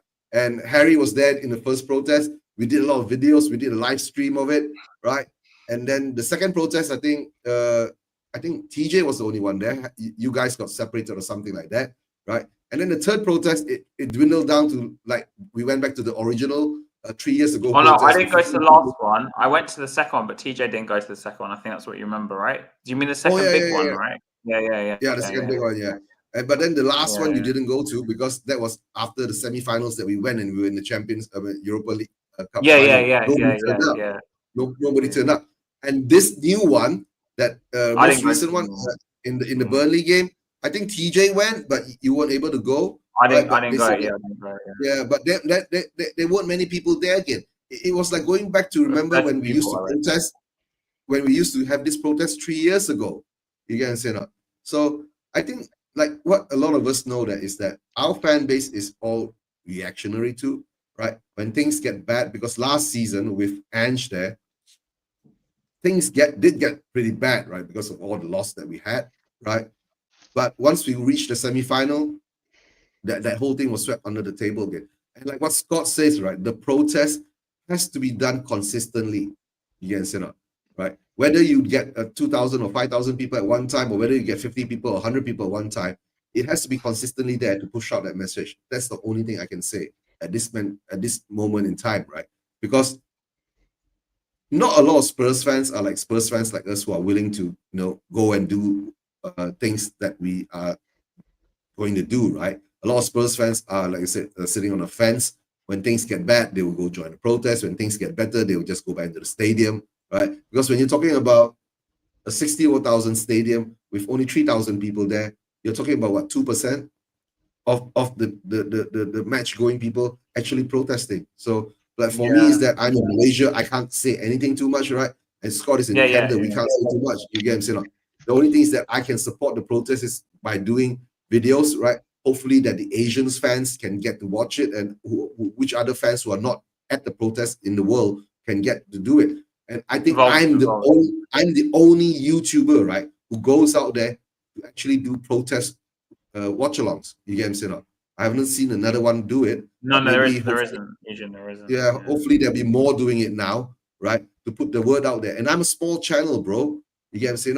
How much is my reach? If we want more fans to get on board, we need the bigger channels to come on. But one thing I'm happy is that, right, after 3 to 4 to 5 years, right, a lot of the bigger channels are jumping onto the protest bandwagon. You know, I remember when we first started out, there was this channel called the Cheese Room. Remember? Yeah, I know about them. Yes, I know about them. They used to laugh at us. They used to poke at us and all that, right? But now they're still around. They're just a different name now. But cool. Yeah, they're still around. They're different name. They rebranded. Yeah, they rebranded. I think the caller is no more there and all that. They changed their panels and all that, right? But the thing is that at least now the last word on Spurs, right? Yeah. Even they have joined the protest, right? I know. And to tell the truth, right? Sean, but Levy is Irish right now. I can't bear to watch. No, actually, to tell the truth, right? I got a certain respect for Sean is one thing. He doesn't flip-flop, right? He is not, okay, we part of the protest, right? We go to the next one. We go to the Levy out thing, right? at least I know what Sean stands for, right? He's not Levy out, right? But he portrays himself as a Levy inner, right? But to tell you the truth, right? He's been at every protest. He has, because I saw him at one of the protests. Yeah, but he's been at nearly every protest, right? But I know where he stands. The thing is that, right? There are a lot of people out there who say they're Levy out, right? But then there's a but. You get what I'm saying, right? No, I'm Levy out, but you must give him credit for this. You must give him credit for that, right? For me, I'm a very simple person. If you're Levy out, you're Levy out. There's no but. You get what I'm saying? There's no nuts and coconuts on that one, man. I've been staunch Levy, Enoch, Lewis out 18 years now. You think about it. Once Yol was sacked, that was when I saw what this ownership was about. They didn't want to see success. All right, we played terribly for a bit, like on that last stretch with Yol, but at least that guy united the fan base. You know, the fans were behind him. We've had so many divisive managers and transfers now where it's split this fan base in half, even down to our owners calling us different tags now. You're a legacy fan, you're a this fan, you're a that fan. No, we're fans. Forget if you're a fan of 5 minutes or 50 years. We're fans, you know? Tarring people, saying you're legacy fans. We're going to pretty much price legacy fans out of the stadium to bring in, you know, some people call them day trippers, but they're fans. They're there spending the money, aren't they? They're still fans. So you can call them what you want. They're still in there spending the money. But the only way we can subjectively or really hurt them in their pocket is by walking out the thousands. Like at home match, walk out in the 25th minute. If there's 5,000 of you walking out in the 25th minute, that says something. If you're leaving the stadium half empty for 25 minutes and then going in, that says something, you know? It's just, there's so many ways we can do this, but there's just not. But the thing, Corey, right? The protest and the Levy out thing is, it how do you call it? It can't correlate, is because, right, you've got 60,000 people in the stadium. There's only about 2,000 or 3,000 people out in the protest. There's only about 2%. You're going to say, when you're talking about 5,000, 10,000 people walking out of the stadium, you're talking about 10 to 15% of the people actually doing something, but you will never get that Spurs. You get, that's why I keep saying Levy has cornered, right, a big chunk of that market of the stadium going fans, right, who actually don't care that much about the ambitions of the club. They are there to, you know, I'm not blaming them. All right, everyone has their own way to enjoy the club and support the club, right? They're there just to enjoy that moment, that time, and that feeling, that emotion. You get some of those fans, it could be the only time they ever go to watch the club, you know? Yeah, to tell the truth, if you tell the truth, right? I've never even been to a live game before in my whole freaking life. You get because number one, the money that I have to spend to go there, it's ridiculous. You get what I'm saying? Because with the currency exchange and all that, the blah blah blah, the money you got to spend, the plane ticket, I'm sure that if I land in London, if I tell one of you guys, right, you guys will most probably help me get the ticket to go and watch the game. Then also you need an SRN number, a club number, this number, that number. Now, you know, you have about 7 different numbers just to get a ticket now, and then also you've got to have a yearly membership on top of. Then you have to be a Hotspur member or something, right? Yeah, all that shit now. No other club in England does that. Not even Brighton. I phoned up the Brighton line just to see what the tickets would cost for the Tottenham Brighton match, so I could take my son and my nephew. Oh, do you have a club number? No, I don't. But like, I should still have my player ID on file from when I was at the youth team, right? So I tried that. They're like, "Oh, Mr. Core, it's nice to talk to you." I was like, "Oh well, I'm still on the system somehow." So I still have my player ID, and that was 26 years ago. Yeah. No, but did you get the tickets? No. I can't afford. I have no money. I just wanted to see how much it would be to take my son to his first football match. No, how much was that? How much is it? £115 for 3 tickets. So it's £35 a ticket for anyone that's under 10, because it's a Category A game, because it's Tottenham. If I was to take him to like a Category C game, you know, like I don't know, what team are we going to throw in the Category C bracket now? Bournemouth. Burnley. That could be a Cat B game because of, you know, it's a South Coast derby. Yeah. But if you're looking, talking about but wait, Corey, you're talking about 3 tickets, right, for £115. If you would have taken 3 tickets to go to the Tottenham Hotspur Stadium, right, that will cost you what, 3 times, 4 times the amount of money About just for the 350, tickets. 400. That's without the train Yeah. tickets. That's without the food, Yeah. traveling up, and everything like that. You're looking at about 700 quid day out if you're going up to Yeah, Tottenham. and to tell the truth, right? For me to fly over from Malaysia, right? How much money you spend? Oh, I would spend like what, at least £1,000 for the plane ticket, right?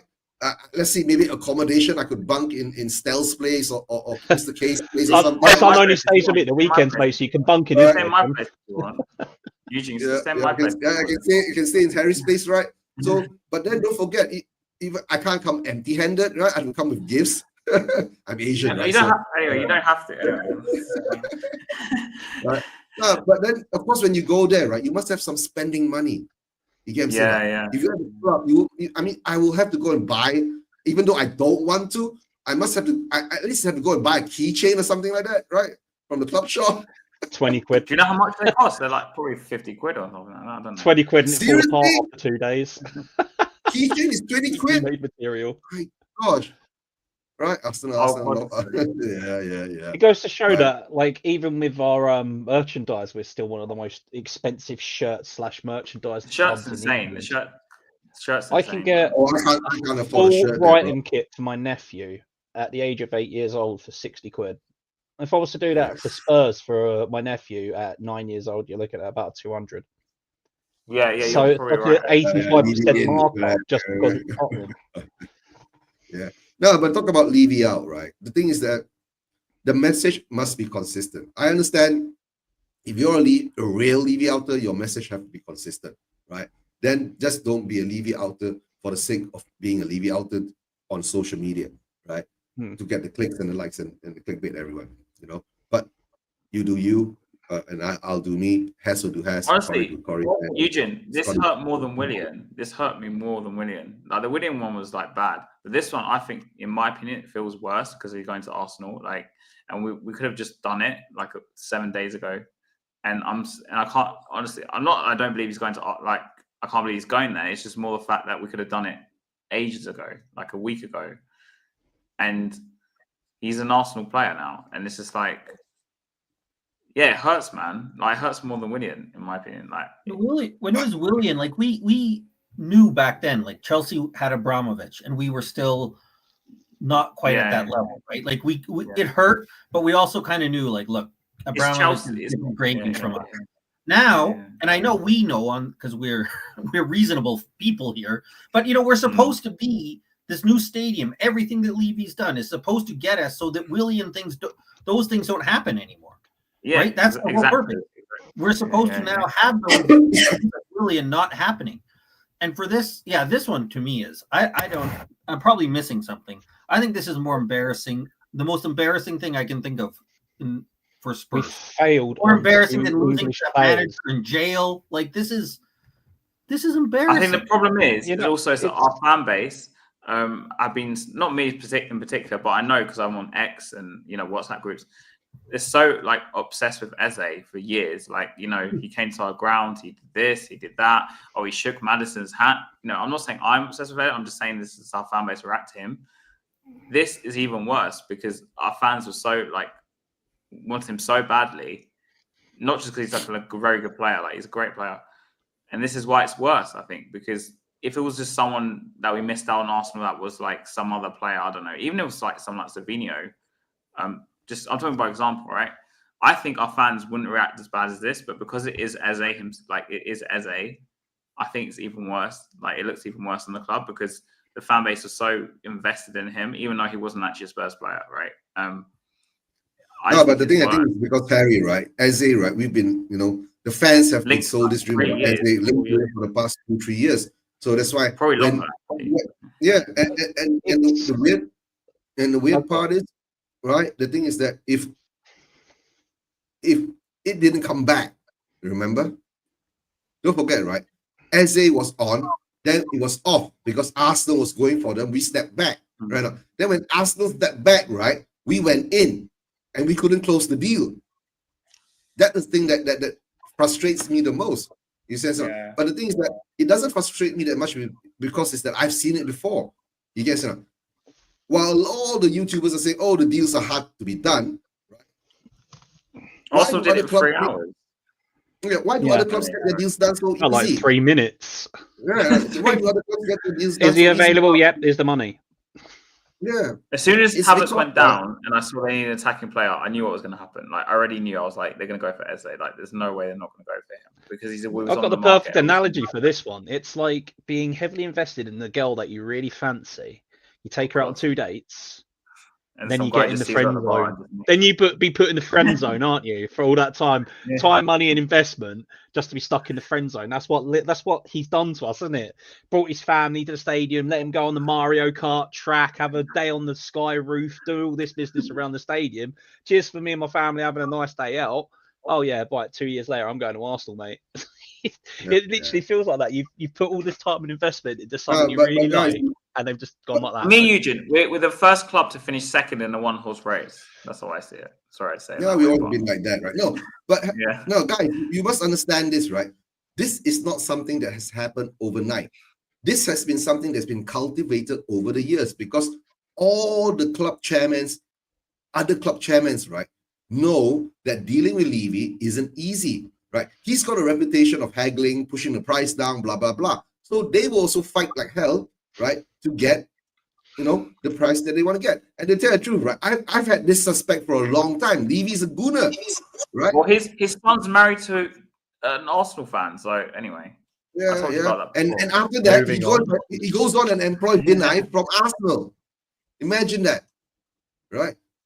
You know, they're And celebrating him, my- mate. They're celebrating him on Twitter. Vinay is a double agent. Vinay's, I don't care about Vinay. Yeah. I've been That's saying just that a long that time. Arsenal Vinay was a fan. mole.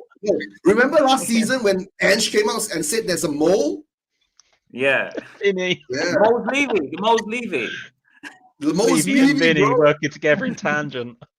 You can see him No. going down the N17 on a tangent bike. Come here, let's go get some wine. Yeah. No, I gotta ask Mani that, right? Mani, have you got any other executives that you guys don't have sooner or later going to join Spurs? Sooner or later, right? We're going to turn into Arsenal. Need another coach. Look, we still. I think we might still have Garlic or one or two others, but I think it's fair to say after what's happened with Vinay, not even you would be silly enough to hire another ex-Arsenal executive. Once bitten, twice shy, and all of that. And I was saying about before I went about the protests as well. It's going to take something really seismic for there to be any kind of protest, but for the moment we are just letting things go. But again, all I can say is, Harry's just joined the party late. Big up, Has, and Yeah, sorry about that. again, he's pretty much said this. You're pretty much saying the same thing. When a price is offered to you, and you know that you can't, and that's what you want, trying to haggle with it is a waste. You don't do that. It's like an auction. Everyone has a set price. You will not be able. You don't have the necessary clout needed to try and haggle with people to try to get the price a little bit lower because clubs will want to sell for bigger prices. Now there's talk about both Arsenal and I think Spurs being in for Morgan Rogers. Good luck with that. They've made it clear that they're not going to let him go for less than 80 million. I'm not going through that again, Manny. I'm not going through that again. I'm not giving myself good I'm not asking you to. I'm not asking you to, but I'm just saying. If you try to, be a little bit too clever, thinking that a penny saved will be a penny earned, you're going to end up losing all of your money. It's what we call penny wise. What do you say? I know he's been quoted at 80 million, Manny. I think he'll cost 100 million, personally. I don't think he'll cost 80. I think Villa, at this time in the window, they'll demand something like 100 million because they have to replace him. They could. And let's not forget, he is the PFA Young Player of the Year, so he will not go on the cheap. And so if Levy tries to haggle with them, he's not getting anywhere. You make a good point, Manny, about pound, penny foolish or whatever, pound fool. I can never get it right. But you know what I mean? Is how much is each spot? I think it's 3 million is each spot in the league table worth. So if you're saying, is it not reasonable that if we have we could finish 6th, if we don't have him, we could finish 8th? I don't think it's a big, you could theoretically, the money that you make, you're talking about 5 or 6 million difference that you're arguing over him. You could make that up just by him getting us 2 positions higher in the league, let alone if it gets us into any European competitions or not. Jersey sales, this and that. That's what's so dumb about these things is you worry about this little amount of money and you give up so much potential that he could bring in outside of that. And then it seems like we don't. Why didn't we haggle like this over Matthias Tell? Why is that one so easy to get? Well, that's the one. That's the deal. You start complaining about 5 million, not these like. How about Odobert, Tell, Gray, mate? Johnson. Gray and Johnson are only. No. Having to pay that much does. Manny, I've got to say this. Gray and Johnson are only in football because of their dads, granddads, and uncles. That's the only reason why these two are professionals. They're both terrible. They're both average, and they don't even get into a bad Arsenal 11. That's how bad it is. Not even the under-21s, probably. I don't know. Like, subjectively, do you really think Arsenal fans are going to like, oh, Johnson, yay! If they had done Johnson, there would have been protest. When Arsenal goes for a player, right, they don't haggle. You guys say not? You guys have never haggle. That's why you get your deals done so easily, right? You know, you're willing to cough up £100 million for Declan Rice. You know, and the thing is that, right? I've been saying this. How can we, right, when we were going for Eze, when his release cost was a 60 plus 8, right, a 68 million deal, right, and we go in with a 55 plus 5, right? And I hear now, right, Arsenal, you guys are paying what, 67, right, or something like that, and a half? Oh, Eugene. Had a history of trying to haggle. We've had a history of trying to be cute. I think there was one occasion where, you know, thankfully he didn't join our club because I can't stand the bugger, but Luis Suarez could have been an Arsenal player. Oh, yeah. But apparently, £1 million pounds, yeah. Yeah, but apparently Wenger saw it fit to try to, you know, pay a certain amount plus £1. And yeah, exactly, it has. And that was pretty much set the deal going away. And let's not forget what happened with the whole Gyökeres thing. That the reason why that got delayed was there was a huge haggling over the price. So and I keep telling you, already pulled that one out. Exactly. So here's the thing. I keep saying. But Mari, even through that haggling, right, you still got your guy. We still got. You know what? We haggled with ourselves in a mirror, didn't we? We weren't really talking to a club. Levy was just in the mirror pretending money. I'll do this with you, right? So, and it's just this like reflection, nodding back and agreeing with him. Yeah. Okay, calm down, Jared. And we know we're good. It's fine. Just calm down. You must be an Arsenal fan or something. Yeah. There have been occasions, mind you, where we didn't get our play and we decided to just pull out of the whole thing, saying we don't need it. And we would have pulled out of the Eze deal if Havertz hadn't have gotten injured. So we're not alone. You're not alone in trying to be a little bit too cute. We are. And that's why I always say we may be rivals, but we are so much more similar than we think we are. And in both cases, I always fish rods from the head down. For me is Maddison got injured 17 days ago, and we still haven't got number 10. Havertz got injured in the morning, and you had Eze by like the evening. That's the difference. And listen. I'm going to say this right now. The fact that you didn't get Eze, that is completely Levy's fault. It is Levy's fault. I'm not blaming. I'm not having to go off. I'm just saying this is the difference in the mentality. When Maddison's got injured 17 days ago, we're still trying to find a number 10, and there's 10 days left of the window. So he's been injured for over 2 weeks. Havertz got injured in the morning. You had Eze done by like the afternoon, 7 o'clock at night. Like within 12 hours, you had a player. But then here's the thing. I always say that if we had the intent of making sure that we got Eze, we would have gotten him.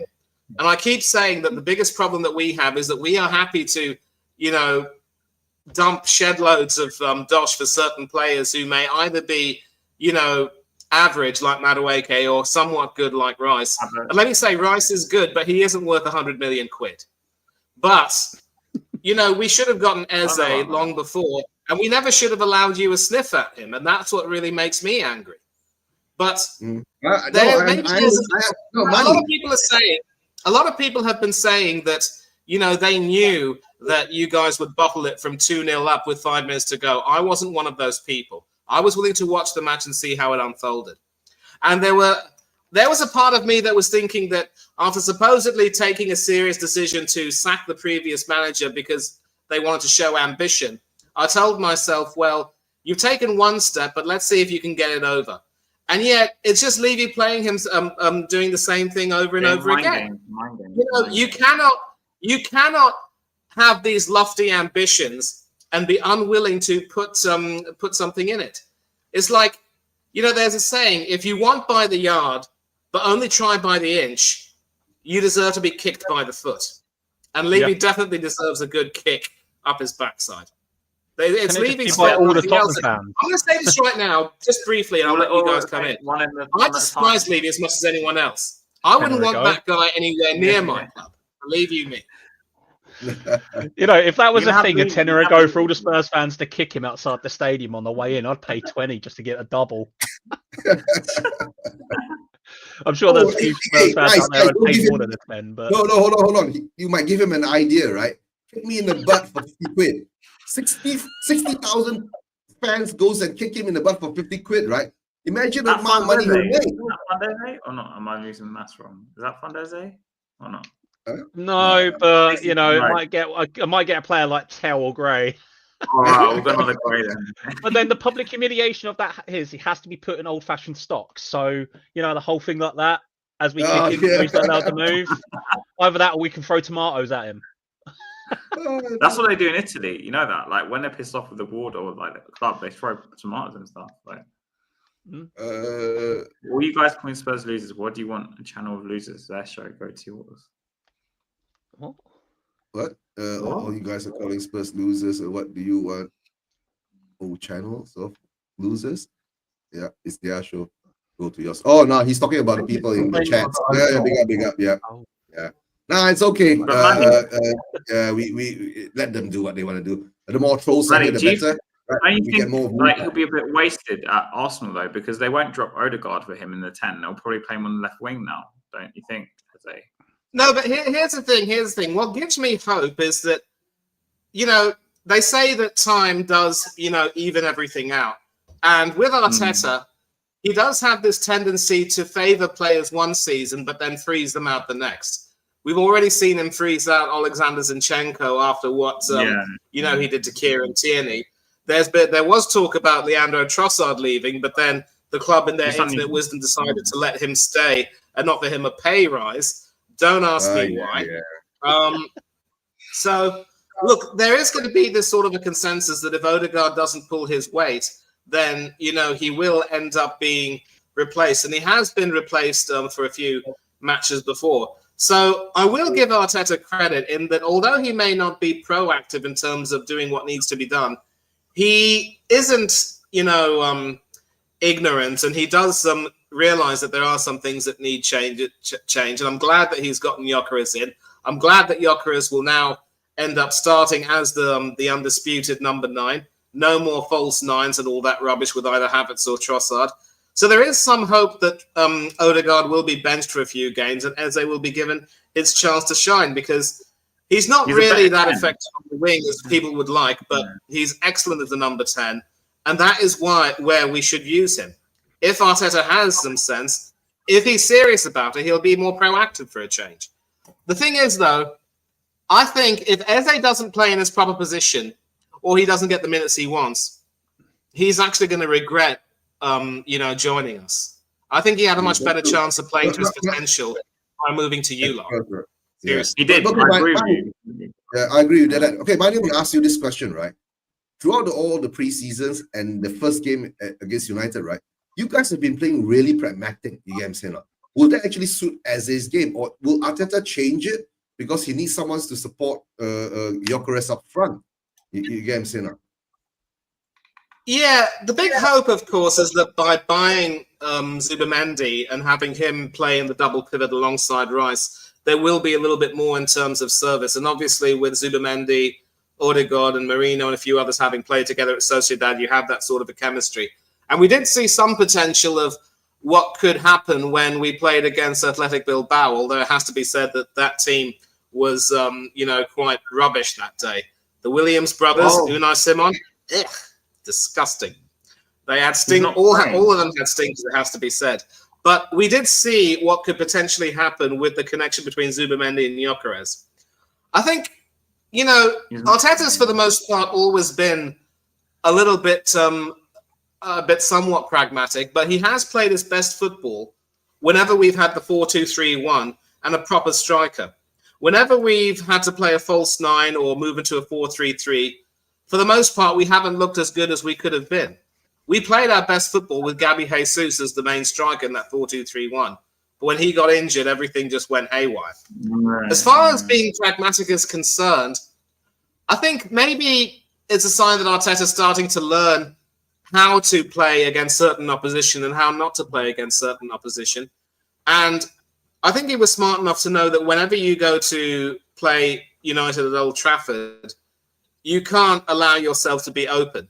Because when we played there one game when Ten Hag was the manager, we tried to dominate a great deal, but United hit us on the counter perfectly. So maybe it's a case of Arteta being a little bit more, flexible with his tactics, I'd like to think. But we're going to see how it works. I am hopeful that once the midfield is sorted and Gyökeres finds his bearings and he gets more of the supply, that he will start scoring goals. I'm quite hopeful for Gyökeres. And but I think it's also fair to say. Go ahead, Has. I think Eze will add a lot of benefit in the transitions for Arsenal. Exactly. Yeah. As you said, as a number 10, you're supposed to be the link between the double pivot and the main striker. So Eze will do a good job. I just don't think Odegaard's going to be that person. I really don't. Especially when you've got Martinelli on the left and Saka on the right, and Martinelli has now pretty much burnt a great deal many bridges. We now have to solve the problem of who we can have as the left winger. It could either be Madueke or it could be, hopefully not, but it could very well be Eze or even Trossard. So what's going to happen right now from here on in will be squarely on Arteta. And let's also not forget there's a September transfer window. You guys might still have a chance of redeeming yourselves with a few decent purchases. September, you mean January? January. Yeah. No, but Manny, do you think we'll win the league this season? I think the problem with putting Eze on the left, in my opinion, is Arsenal don't really play with fullbacks. So unless you're going to put Miles Skelly on the left and invert Eze and put Miles Skelly as like the wide player, I don't think you're going to get much benefit from Eze playing on the left. Like, he might carry the ball really well because I think you've got the pitch quicker if he's on the left compared to with Martinelli. I would agree. I would agree with you there, and that's the thing. I don't want to see Miles Lewis-Skelly at left back ever again, but we know it's going to happen because it's Arteta. Okay. Whenever in recent times he's looked like a duck out of water. I don't even want to talk about that pre-season friendly, although I have to say you lot deservedly beat us. We were disgusting, and you deserve that win. And that is Arteta's way. He never ever uses a traditional left back, and especially if you want someone to overlap a little bit more, it just won't work with Eze. And I would agree with that. And oh boy, if that's the case, I'm going to go support White Orc down the road. Forget about really. Are we signing Jackson for 40 million? All right, let's move into that. Jackson, right? Guys, Nicholas Jackson. Yeah, I know. Jackson, yeah, we're not signing Jackson. We're not. Yeah. Not Johnny Jackson. Not Johnny Jackson. No, guys, let's pivot to that before we end the show. Right, we've got 10 more days for being Spurs fans. Right, we've seen this before. Right, we've been here before. Right. That signing will most probably come on the 31st of August, late 31st of August, or maybe late 1st of September. It's going to be reactionary. Do you think we get anyone? I can't see it. I really can't. I've sat here as a Spurs fan for 40 years, and I'm 25 years under this lot. There's a proven track record. How Ange can walk in that first season and get close to 400 million in the 2 years that he's been here, and we can only scrape 65 million at a push for a better coach and a better manager in Frank is... I keep saying, right, I've been onto so many chat rooms for Tottenham. If you take away our cup win last season, subjectively, what did we achieve last year? We finished just above that relegation zone. And all Leicester had to do was win 6 games, and we would have been down. No, Corey, last season, to tell the truth, right? We know we were shit on the Ange in the league, right? No matter what happens, we still won a cup. That one we had to put behind, to tell the truth. No matter how we see it this season, right? If Frank doesn't get back in the way that he needs to be backed, right? like what maybe Stel said last night on the Spurs 5 show, or the on Sava show or something like that. He's going to have a rude awakening, because it's always been the club and the owner that screws up the manager. You see, that's why when after that we got our Tottenham back, right, and we went on that stupid run. I remember this. Sorry, that stupid run of 10 games where I was lucky to get a result versus Sheffield. The thing is when we got our Tottenham backs. I just went to this mode to say that, right. It doesn't matter who's the manager now. Remember, I was not Ange in, I was not Ange out, I was Ange don't care, because I saw through everything. Yes, you know. And I used to do watch-alongs, bro. I saw how shit we are for every game. I do watch-alongs for every game. But the only thing is that, only thing I can give credit to Ange is that he maneuvered himself, right, with all the shit that he had to go through, and he got us a cup. That's it. Absolutely. Right. And it also has to be mentioned that he wasn't back anywhere near in the second season as he was in his first. Yeah, and no matter how you want to say it, right, he still won us that cup. Don't forget, what owners do we have? You have to maneuver the owners. Jose couldn't maneuver our owners. But that guy, he did it. Even though we were shit in the league, he did it. And the only thing I was saying, right, that time I was giving Levy I'm not going to say give him credit, right? He stuck to something that he didn't do whenever, remember, when we were shit in the league, he sacks the manager. He's shit in the league, he sacks the manager. He could have sacked Ange, right? And we might have gotten a cup. Might not have, might have, we do not know, but we have that cup. But now we're with Frank. The sad part with Frank is, I think Frank is starting to see, right? He is in way over his head, trying to maneuver around our board and our owners. He could be out until next year. I just read. We've got injuries coming in, and the truth, right, we are so injury prone. You get what I'm saying? I'm going to tell you, right? If we go into the next 3 months, right, and we start losing players left, right, and center, how is Frank going to deal with it? You get what I'm saying? Yeah, Semenyo, yeah, I don't mind Semenyo, right? But the thing is that Bournemouth ain't going to sell Semenyo for cheap. I think they want 80 million for him or something. He's just signed a new contract as well, hasn't he? Yeah. You're not going to be able to prize him away.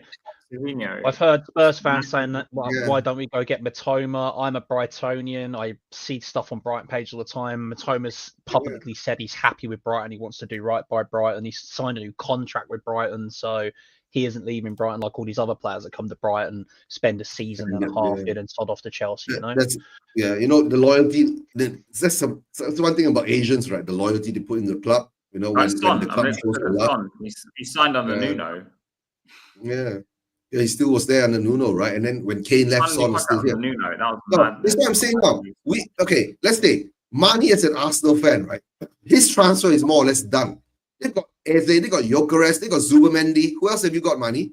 Norgard, they got Norgard. Obviously, you mentioned Gyökeres, Zubimendi, Madueke. I think we also have the backup goalkeeper, Kepa from Chelsea by way of Masquera. Is that the other guy? Yeah, Masquera. Masquera, the defender. You got Norgard, right? Yeah. So hopefully Masquera will be good competition for both Saliba and Gabriel, because Saliba started to go off the boil since last season, it has to be said. Mm-hmm. All right. You still have the best defense in the league, though, hands down. You still have a solid defense, right? Best defender back. No, but the thing, what have we got? We signed Denzel from the obligation of the loan. We got Matistel, which we should have gotten, right? We got Takai, who's injured, a 5 million Japanese guy. Well, who else? Paulinia, kudos. I want to know with Takai, like, how did his medical pass if he already had this injury? We've got a shit medical team. We've got a shit recruitment team, right? Hey, Corey, you know what I've been saying, right? Go pay 20 million pounds, right? And get that recruitment team from Brighton. Simple as that. Even Brentford's. Brentford's, yeah. And they will work well with Frank, right? Yeah, well, they've already worked with Frank, so they know what he wants. So get them in. Asking the guys that do it down here in Brighton to go up to London, I don't think they would, because some of these football players in Brighton are living in one of the nicest areas down here in Withdean and Saltdean, two of the most expensive areas next to Hove to live in. So yeah, they're surrounded by like wilderness and loveliness, you know, the players. So they don't And have you to got the put up with beach, us right? You got the peasants. beach there, right? You got the beach. I Yeah. mean, whenever I go to London, I can't wait to get back down to Brighton because I'm so used to clean, fresh air from the beach. You go to London, I feel like I have to walk around with an oxygen tank on, like. Eugene, even bringing the recruitment team in from Brighton doesn't work because one of the best things that Brighton does, not just identify players, but they have a plan set up so that when they sell a player, the next guy's ready to come in. And that's not what we do. They wouldn't be allowed to do that at Spurs. That's what people that's like. true. That's the best thing that Brentford and Brighton do. It's not just that they identify individual players, but when they sell someone, they have the next guy up. Like Brentford, isn't it Watkins to Tony, Trossard, like wasn't Trossard, you know, like Watkins to Tony. Now the new guy's hurt, but to Wissa, to Mbuemo, they always have the next guy ready to go so that they're not scrambling like we are. So that when they sell these great talents, they have somebody ready lined up to come in and they have a plan.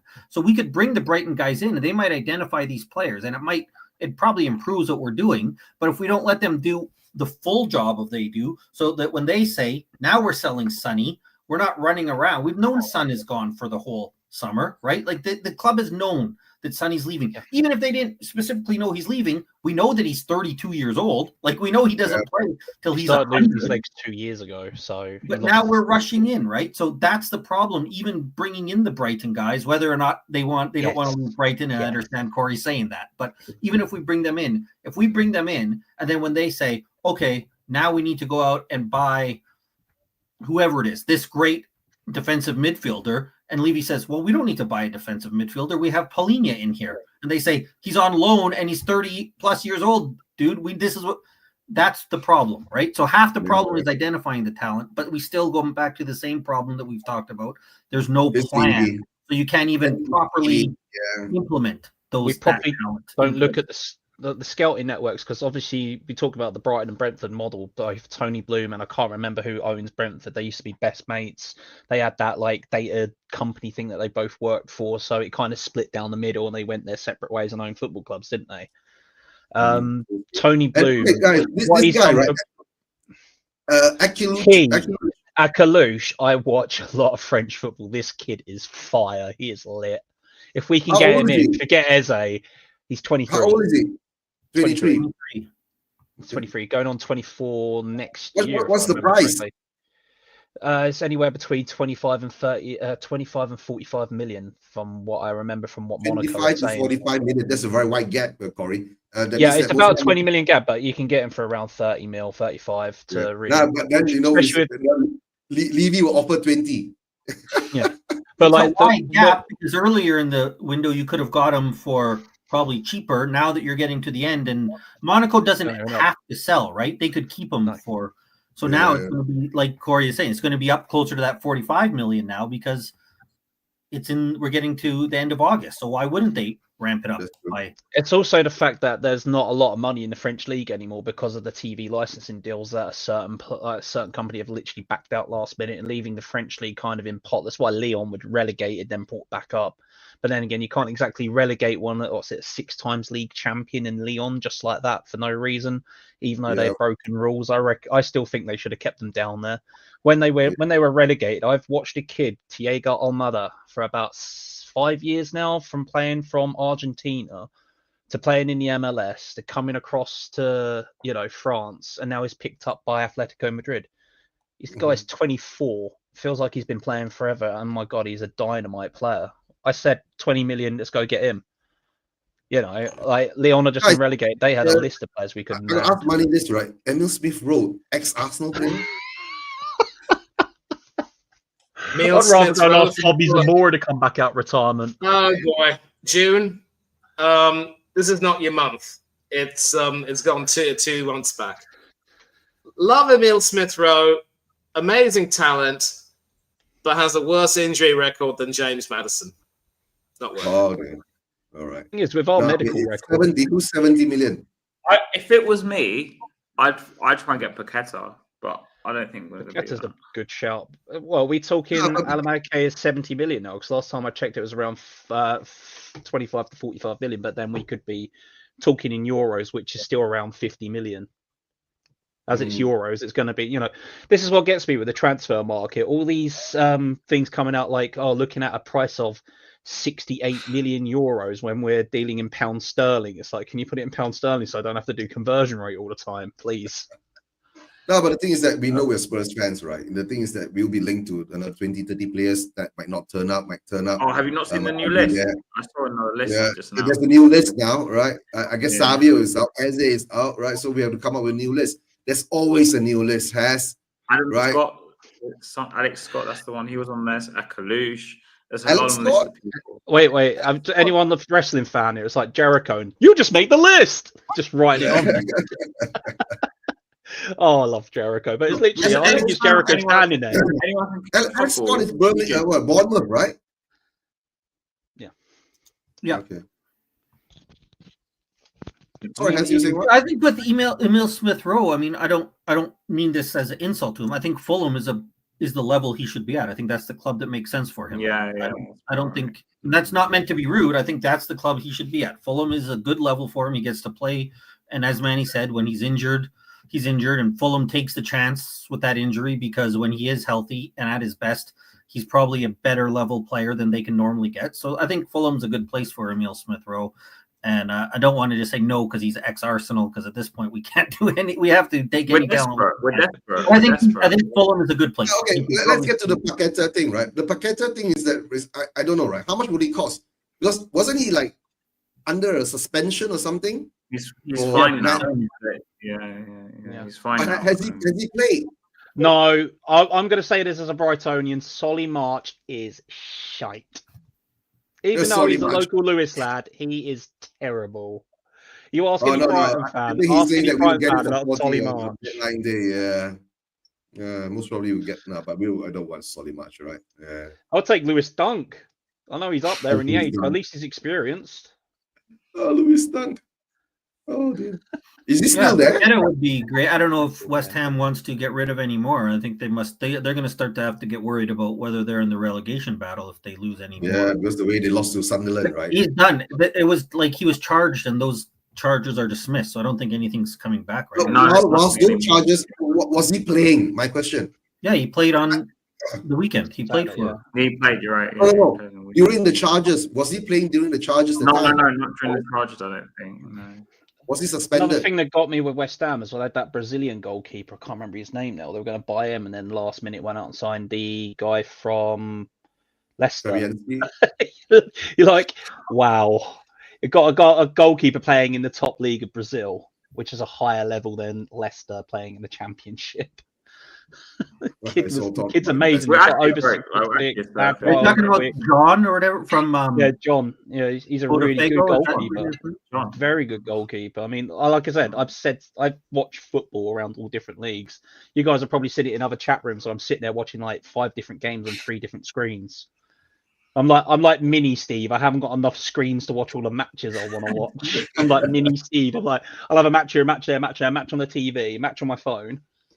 Stevie's got like screens upon screens. He's like, what?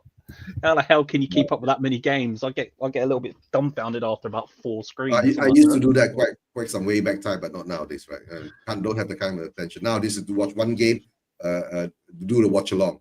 I can't do too much things. Just smoke and mirrors, right? Kroenke's done the same to us until people stop showing up. Seriously? Oh, he's an Arsenal fan. All right. Yeah. But at least when the Arsenal fans got together and protest, they did it in the thousands, and they're all on the same message. Yeah. We need to get the same message now when we're protesting. I mean, like I said last year, I went 2 of the 3 because the third one I was sick as a dog and pretty much coming out of hospital from that one.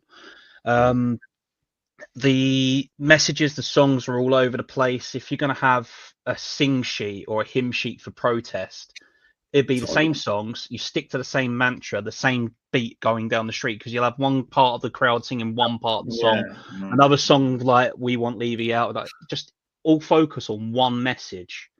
Yeah, like Arsenal did. We want the board out. We want the manager sacked. All that, like, you know. I love the protest because I got to meet some of the guys I literally class as family.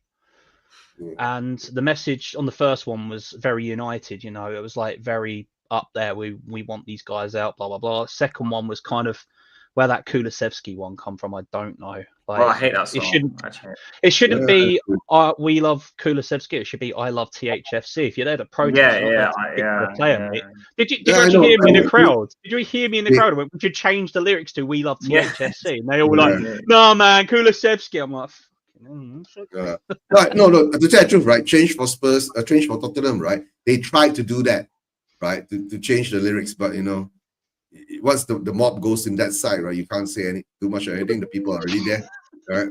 So all I can say is that, guys, the protest is important if you really want change, right? But the problem is that a lot of Spurs fans, we're all reactionary, right? So most probably that ain't going to be big as what it used to be last season, because this season we've already won a cup. That's already put a lot of other fans away from the protest, those who sit on the fence. Because I always said that during the protest, right, everyone is welcome. You get what I'm saying? Even if you are Levy on the fence, and that day you feel that you want to be Levy out and Enoch out, right, because you're not happy with certain things, right, you can join, right? And even if you're Levy in, right, just go in and say Levy out. It's up to you, right? You know, that's why Sean Butler is there, right? To get some views. I've got a lot of respect for Sean, especially because like most of the stuff he said is actually spot on, factual, and to the point, and some people can't stomach it. And then there's other people out there that can stomach it and understand his argument. I can understand both arguments, but I'm so in the camp for nearly 18 years now. I want this change, and I want it. I just want it in my soul. You know, he's the longest serving chairman in any Premier League team going. He's pretty much been around for a good part. What, the Premier League started in '92. Yeah. So he's been a mainstay for 25 years. So out of the nearly 37 years, quarter of a century, Corey. Think about it.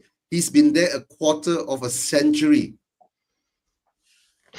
You know what? He come in and brought the club just as I was turning 16. So literally as I was recovering from my injury at Brighton. So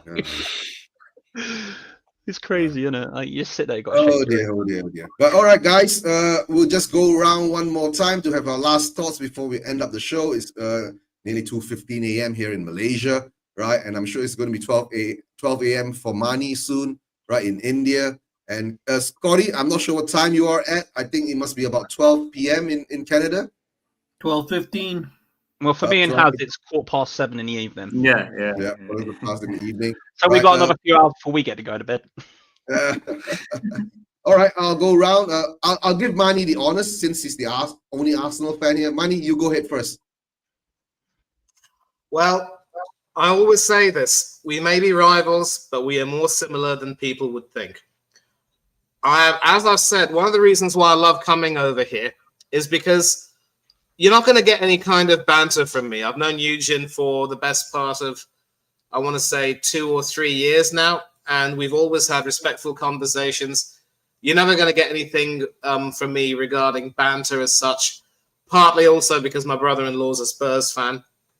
Of course, I'm not on speaking terms with him, but that's another story altogether.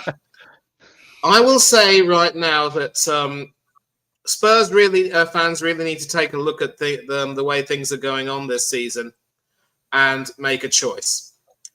Are you really happy with the way things are going right now?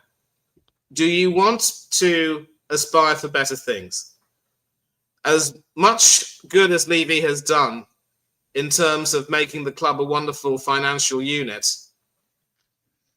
are you football fans or financial fans? Is it about the footsie or is it about the football? Those are the choices that you're going to have to make. Last season, you won a European trophy. You made Arsenal a laughingstock. You made many pathetic people cope by saying we're too good for that trophy when we're clearly not. That should have been a springboard to better things. And so far, we're once again seeing, the same dawdling, the same issues that have been happening again and again and again for so many years. And Eugen's seen everything. So you have to start looking at yourselves the same way we Arsenal fans have to start looking at ourselves. What's more important, the personality or the club? It's about THFC and it's about AFC. It's not about any individual. And hopefully once everyone starts to realize that, we can come to a common ground of what we really want for both of our clubs. Eugene, as always, it's wonderful to be on this panel. Big up to all of you, Corey, Scott, and Haz, of course. I hope you enjoy your football later tonight. I've got to go and eat, and I will leave. But as always, Eugene. All right. Take care, But as buddy. always, Eugene, it's a pleasure, as usual. Terima kasih. Yeah, sama-sama. Right. Okay, that's Scotty. That's Manny. He's gone. And okay, let's go to Corey. Corey, your last thoughts, right? Yeah. My last thoughts are sign some quality players, or there's going to be bedlam the next game after the transfer market. Please don't let it get to a point where people are screaming, arguing, and shouting at people on the streets. Keep it peaceful, keep it civil, and keep it respectful for all fans, whether you're in, out, and shake it all about.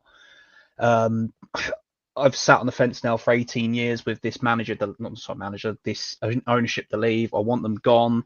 It's divided and been divisive between the fan base for a good 6 to 10 years now, before the stadium was built.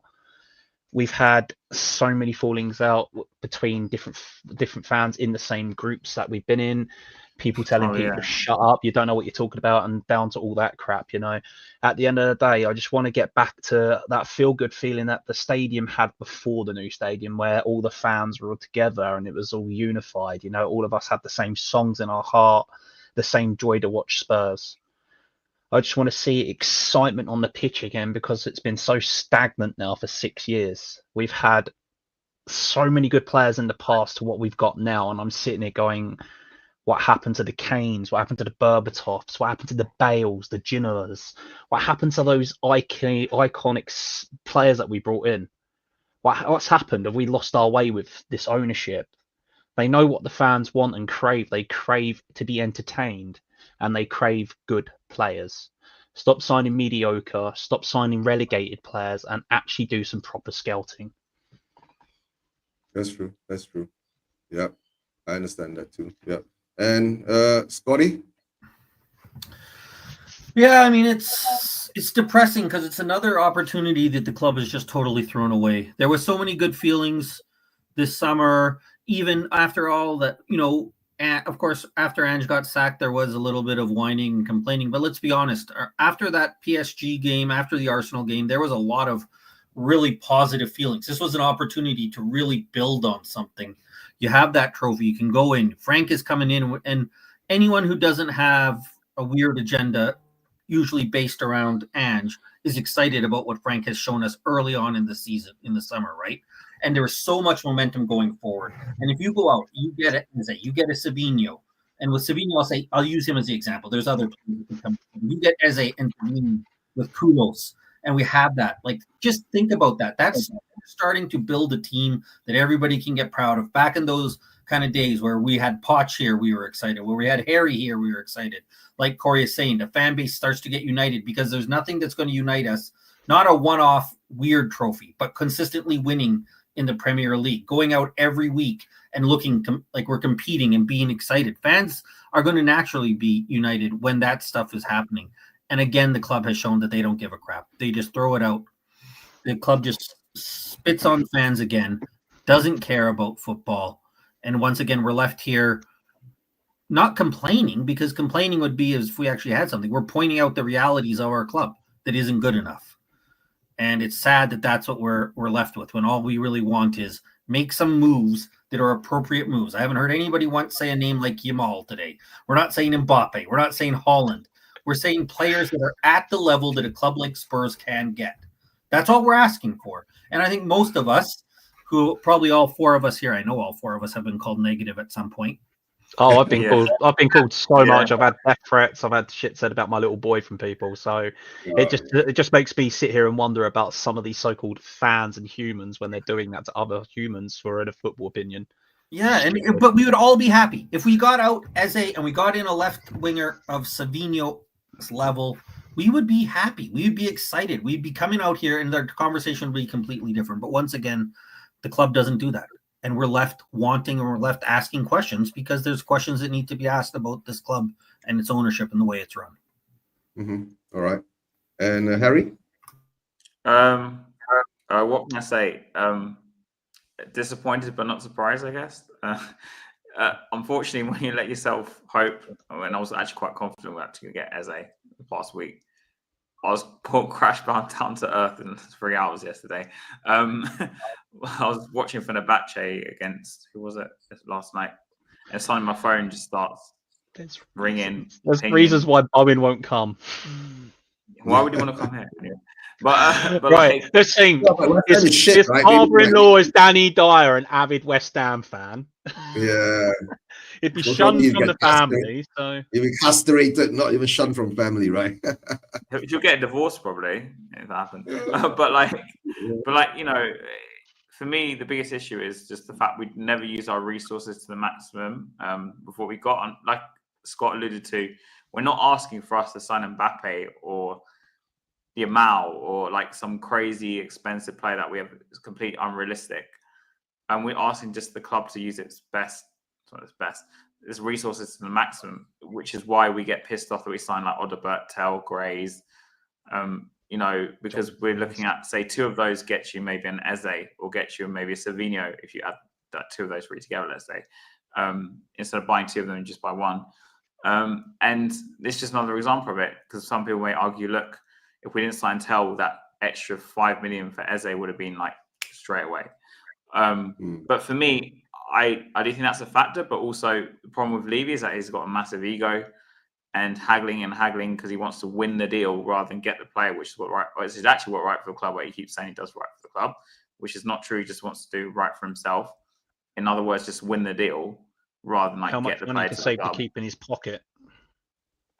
Yeah, like, I think it's more an ego thing. I think he just wants to win the deal because it gets a kick out of it. I don't know what kick he gets out of it, but yeah, I beat him. I haggled it down by like $1 million. You know, I won the deal. He wants to be held as some sort of hero because he saved the club like 5 million, for example. And this is the problem. Like now we're scrambling with 10 days left of the window, like a drunk man in a nightclub trying to pull a girl and then with an hour left of the club. It's just like I've seen plenty of that being a security guard, mate. Yeah. and you're drunk, and you're drunk when you go in there. You think it's a 7 or 8, then you find out the next morning it's a 4. Yeah. Oh, shit. Like that's what's gonna be like. You still got it. You still got it. I've seen people fall asleep on kebabs in rain, wake up 4 hours later and eat it again. So it's just like. That was a guy like. out right now. Club, by the way. And all these names we link with is just completely like it's like we're calling every club asking for a number 10, basically. Like we're so desperate. Anyone with any ounce of quality we pay for now will have to overpay, whether Levy likes or not. He's going to have to overpay, unless we go and sign Dibbling, which is nothing against him personally, but we don't need any Dibbling, more kids. We still overpay for Dibbling. Think about it. Dibbling is going to cost us £50 million. That's what Southampton I know. wants, right? What I'm trying to say is, though, is that now there's a massive drop in quality of player you're going to get, unless you want to overpay, like someone like Morgan Rogers pay 100 million, which is never going to happen. Was dropped towards the end, wasn't he? So yeah. No, guys, to tell the truth, right? In the end of the day, right? We're literally desperate. We're literally desperate men. Yeah. That's what we are, right? That's the problem. We're desperate. Like. Desperate club, not desperate men, right? We're a desperate outside club. Stadiums like this with signs, we'll sign player for money. Please help us. We'll wash the windows for a player. Levy put us here because Madison got injured 17 days ago. We wanted the 10 regardless of it, but let's use the Arsenal, the way Arsenal move, right, and translate it to a Tottenham way. Madison got injured over 2 weeks ago. We still don't have a number 10. We moved for Gibbs White. We moved now for Eze. We were linked with some other players, let's say. Arsenal's Havertz got injured yesterday. Eze was an Arsenal player by the end of the evening. No, that's what I'm going to say, right? Why do we always have to make these deals so hard? Because Levy has built that culture around him. It's ego. It's ego. He wants to win the deal. That ego is one thing. The problem is that ego is one thing. That's gotten him a bad rep that nobody wants to deal with him. Nobody's going to give him an easy deal because of that ego or whatever. Right? And the thing is that whatever he does, right, he tries to scringe and scrunch and whatever, try to save that money, right? To some certain people, right, it looks good, but it makes it hard to make that deal. If someone says that, if someone comes to the club, what best for the club is to get by the bloody player. Yeah, the best of the club is get but the problem is that in his mind, right, the best for the club is to save money. Then he Right. shouldn't But be guys, anywhere near I'll add something quickly to it before we go, right? How much of this ego is down to also narcissistic tendencies from him? Because it seems Oh, like of that. course, He seems like that narcissistic ex-boyfriend or ex-girlfriend, doesn't it? When you saw that overlap interview, right? When what's his name? Gary Neville asked him that, the Spurs fans appreciating him, right? He said that, most probably I'll be appreciated when I'm gone. What do you mean when you're gone? You're gonna be here forever? That means you're gone when you're dead? There'll be a statue of him in the stadium. I can see it. Oh God! It'll be haunted by that guy's face and his bald head for the rest of our time. Oh dear. No. But guys, to tell the truth, right? Okay, before we actually close, predictions, MCD game. 4-0 City. 4-0 City. Corey boy. I'm going for a Desmond. I'm going for a draw. 1-1 or 2-1. 1-1 or I think 2-1. the pain's just about to start, so I think they're going to kill us on Saturday morning. Let's see how that goes. Let's see how that goes, right? Well, let's not be negative, Harry. We're going to go there and we're going to smash them too. Because we've got Odebert and Tell, and we have so much quality in the number 10 role that we just don't have any. Don't forget 10s. Captain Tap-In. Yes, Brennan. Good old Tap-In boy. Yeah, Brennan. Honestly, we have to play some terrorist football now. From now, if we're on number 10, we have to play some terrorist football. It's going to be Conte ball again. Not that I care. Like I can tolerate it, but our fans will start moaning. Well, hold on. If we don't sign number 10, it's not down to Frank. It's down to the club. He targeted 2 number 10s. Neither of them. No. The truth. I don't even talk about fan base, right? When you talk about Conte ball, everyone was anti-Conte, right? We don't want to play this way. Yeah, I didn't mind it. To me, Conte right, had to play it like that because look at the players we had. Yeah, yes, Davis and fire at the back. Yeah. Davis. Oh dear. Don't even say Davis, right? He's still here. Everyone is gone, and he's still here. He's got that thing on that just won't go away. Guys, even Sonny, right, had the decency, right, to after winning that cup, right, to say, okay, guys, I know I have to go now, right? What the fuck is he still doing here? Why couldn't Sonny take him to America? like Harry took Dyer to be his bag boy. Why couldn't Davis be Sonny's bag boy? No, they don't want him. Put Davis in the number 10 role. Davis in the number 10. Ryan Reynolds, right? Ryan Reynolds and what's the McAnally guy, right? Please take Davis, right, from us. He's a Wales player, and take him to Wrexham, please. Give me a reason to start watching We Are Wrexham again. How many mistakes Davies makes in a match in the Championship? Oh dear. I don't know what if they end up. What if you end up in the Premier League, right? He might go there, right? If you end up in the Premier League. But guys, one reason I said we're going to lose is because, like, normally bad things happen in freeze. So we lost Eze. It means that something bad is going to happen like tomorrow or like the day after. Yeah, that's Saturday now. The truth, right? Realistically, what Corey Boy says, right? I think it will end up 1-1 or 2-2 if we do show up. I think Frank will play the way that we played against PSG. Pragmatic, yeah. Right? Yeah, he'll play 3-5-2. Lock it up. Yeah, he'll play 3-5-2 and lock it up. If we are lucky, we get away with a draw result. If not, it will turn up like what Harry says, 4-0, 3-0, right? Look at Bayern. They put 4+. I mean, yeah, if you play too expensive, that might happen, right? But the thing is that there's one thing I was saying, right? M-City going out of the World Club early, right? It could be a blessing in disguise for them because it gave them more time to actually train and make up a build-up understanding to attack the Premier League. And to tell the truth, right, I think they are going to win the Premier League this season and not Liverpool. I think so too. Yeah, because Liverpool all of a sudden has got too many new players now, right? And Slot has to re-assimilate the whole squad again, right, with these players because we could see that their defense is actually getting weaker. Unless they get in Mark Guehi before the window closes, then that might strengthen the defense. Van Dijk and all that, they're losing it a bit. And for Spurs, to tell the truth, right, come on, guys. If we get anything worse than 17, right, we'd be relegated. Okay. And as always, I'm live tomorrow. Please subscribe to Hasbro TV. And Has, are you going on? Are you going on tomorrow?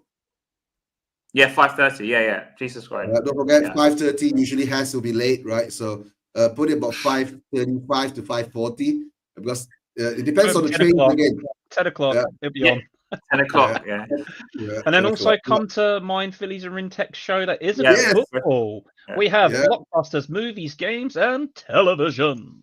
More Yes, entertaining yeah, than please Tottenham. come along. That's what I'm gonna say. More entertaining than Tottenham. Go and watch Corey Boy and Philly 2019, right? 2109, Yeah, and right? Rintick, And when he's around, or gaming. yeah. And they don't talk about football. They talk about more lighter things. If you want like, some joy, movies. subscribe to Corey. If you want misery, subscribe to us. So that's your choice. Yeah. Subscribe. And don't Well, forget, last subscribe to night, me and Spurs Philly Nation talked about TV. Yu-Gi-Oh! Last week, we Yeah. talked about Turtles with Brian Daigle, which was a great Yeah, video. We've He loves talked Pin about Vision all and different stuff. things so far. So, like, we're looking for more people to come on and talk. I mean, I think you've had a word with Philly. Dragon Ball. I'm Dragon also Ball. I'm also, if you know the Pokemon TCG world quite well, I know Joe Bernard, the guy that does the podcasting Oh, really? and the sort of like overlaps of the games when they're on. So Joe said he's going to come on and do something with us. So look, I'm looking forward to that one because Joe's a really nice guy and he always wants to talk Pokemon. But yeah, we've got a long list of things we want to talk about. Yeah, build up the channel, guys. Go over to Corey if you can. Just put the link into the chats for you. You know, guys, there were about 50 of you guys at one time in the show, right? Big up, thanks to you guys. Let Corey put up the link into the chats, and while I say goodbye to all the guys, Ryan, yep, that's it, right? Big up, Ryan Tristan. Big up to you. That's Corey Boy's channel, new channel, right? And Has, if you want, you can put yours too, right? Brandon Smith, right? Who else is there? Kyle Smith, Brandon Snodden. Right, Scotty was here earlier, made him a mod now. June, big up to June, thanks for being here.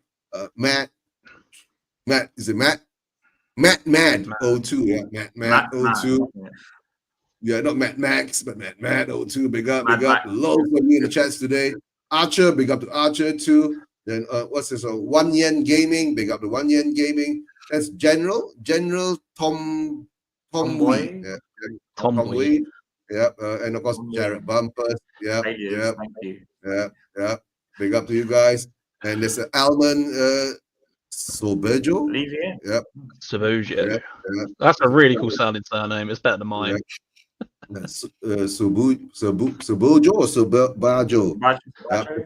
Sobajo, right? Big up to you guys. Thanks for being here. Yeah, big up to Chris Agamba, the #1 Agamba. Big up to Roshan. And of course the Nippon. Big up to Nippon and Sport, right? Philly was here earlier too, right? And SDFC Benny, big up to you guys.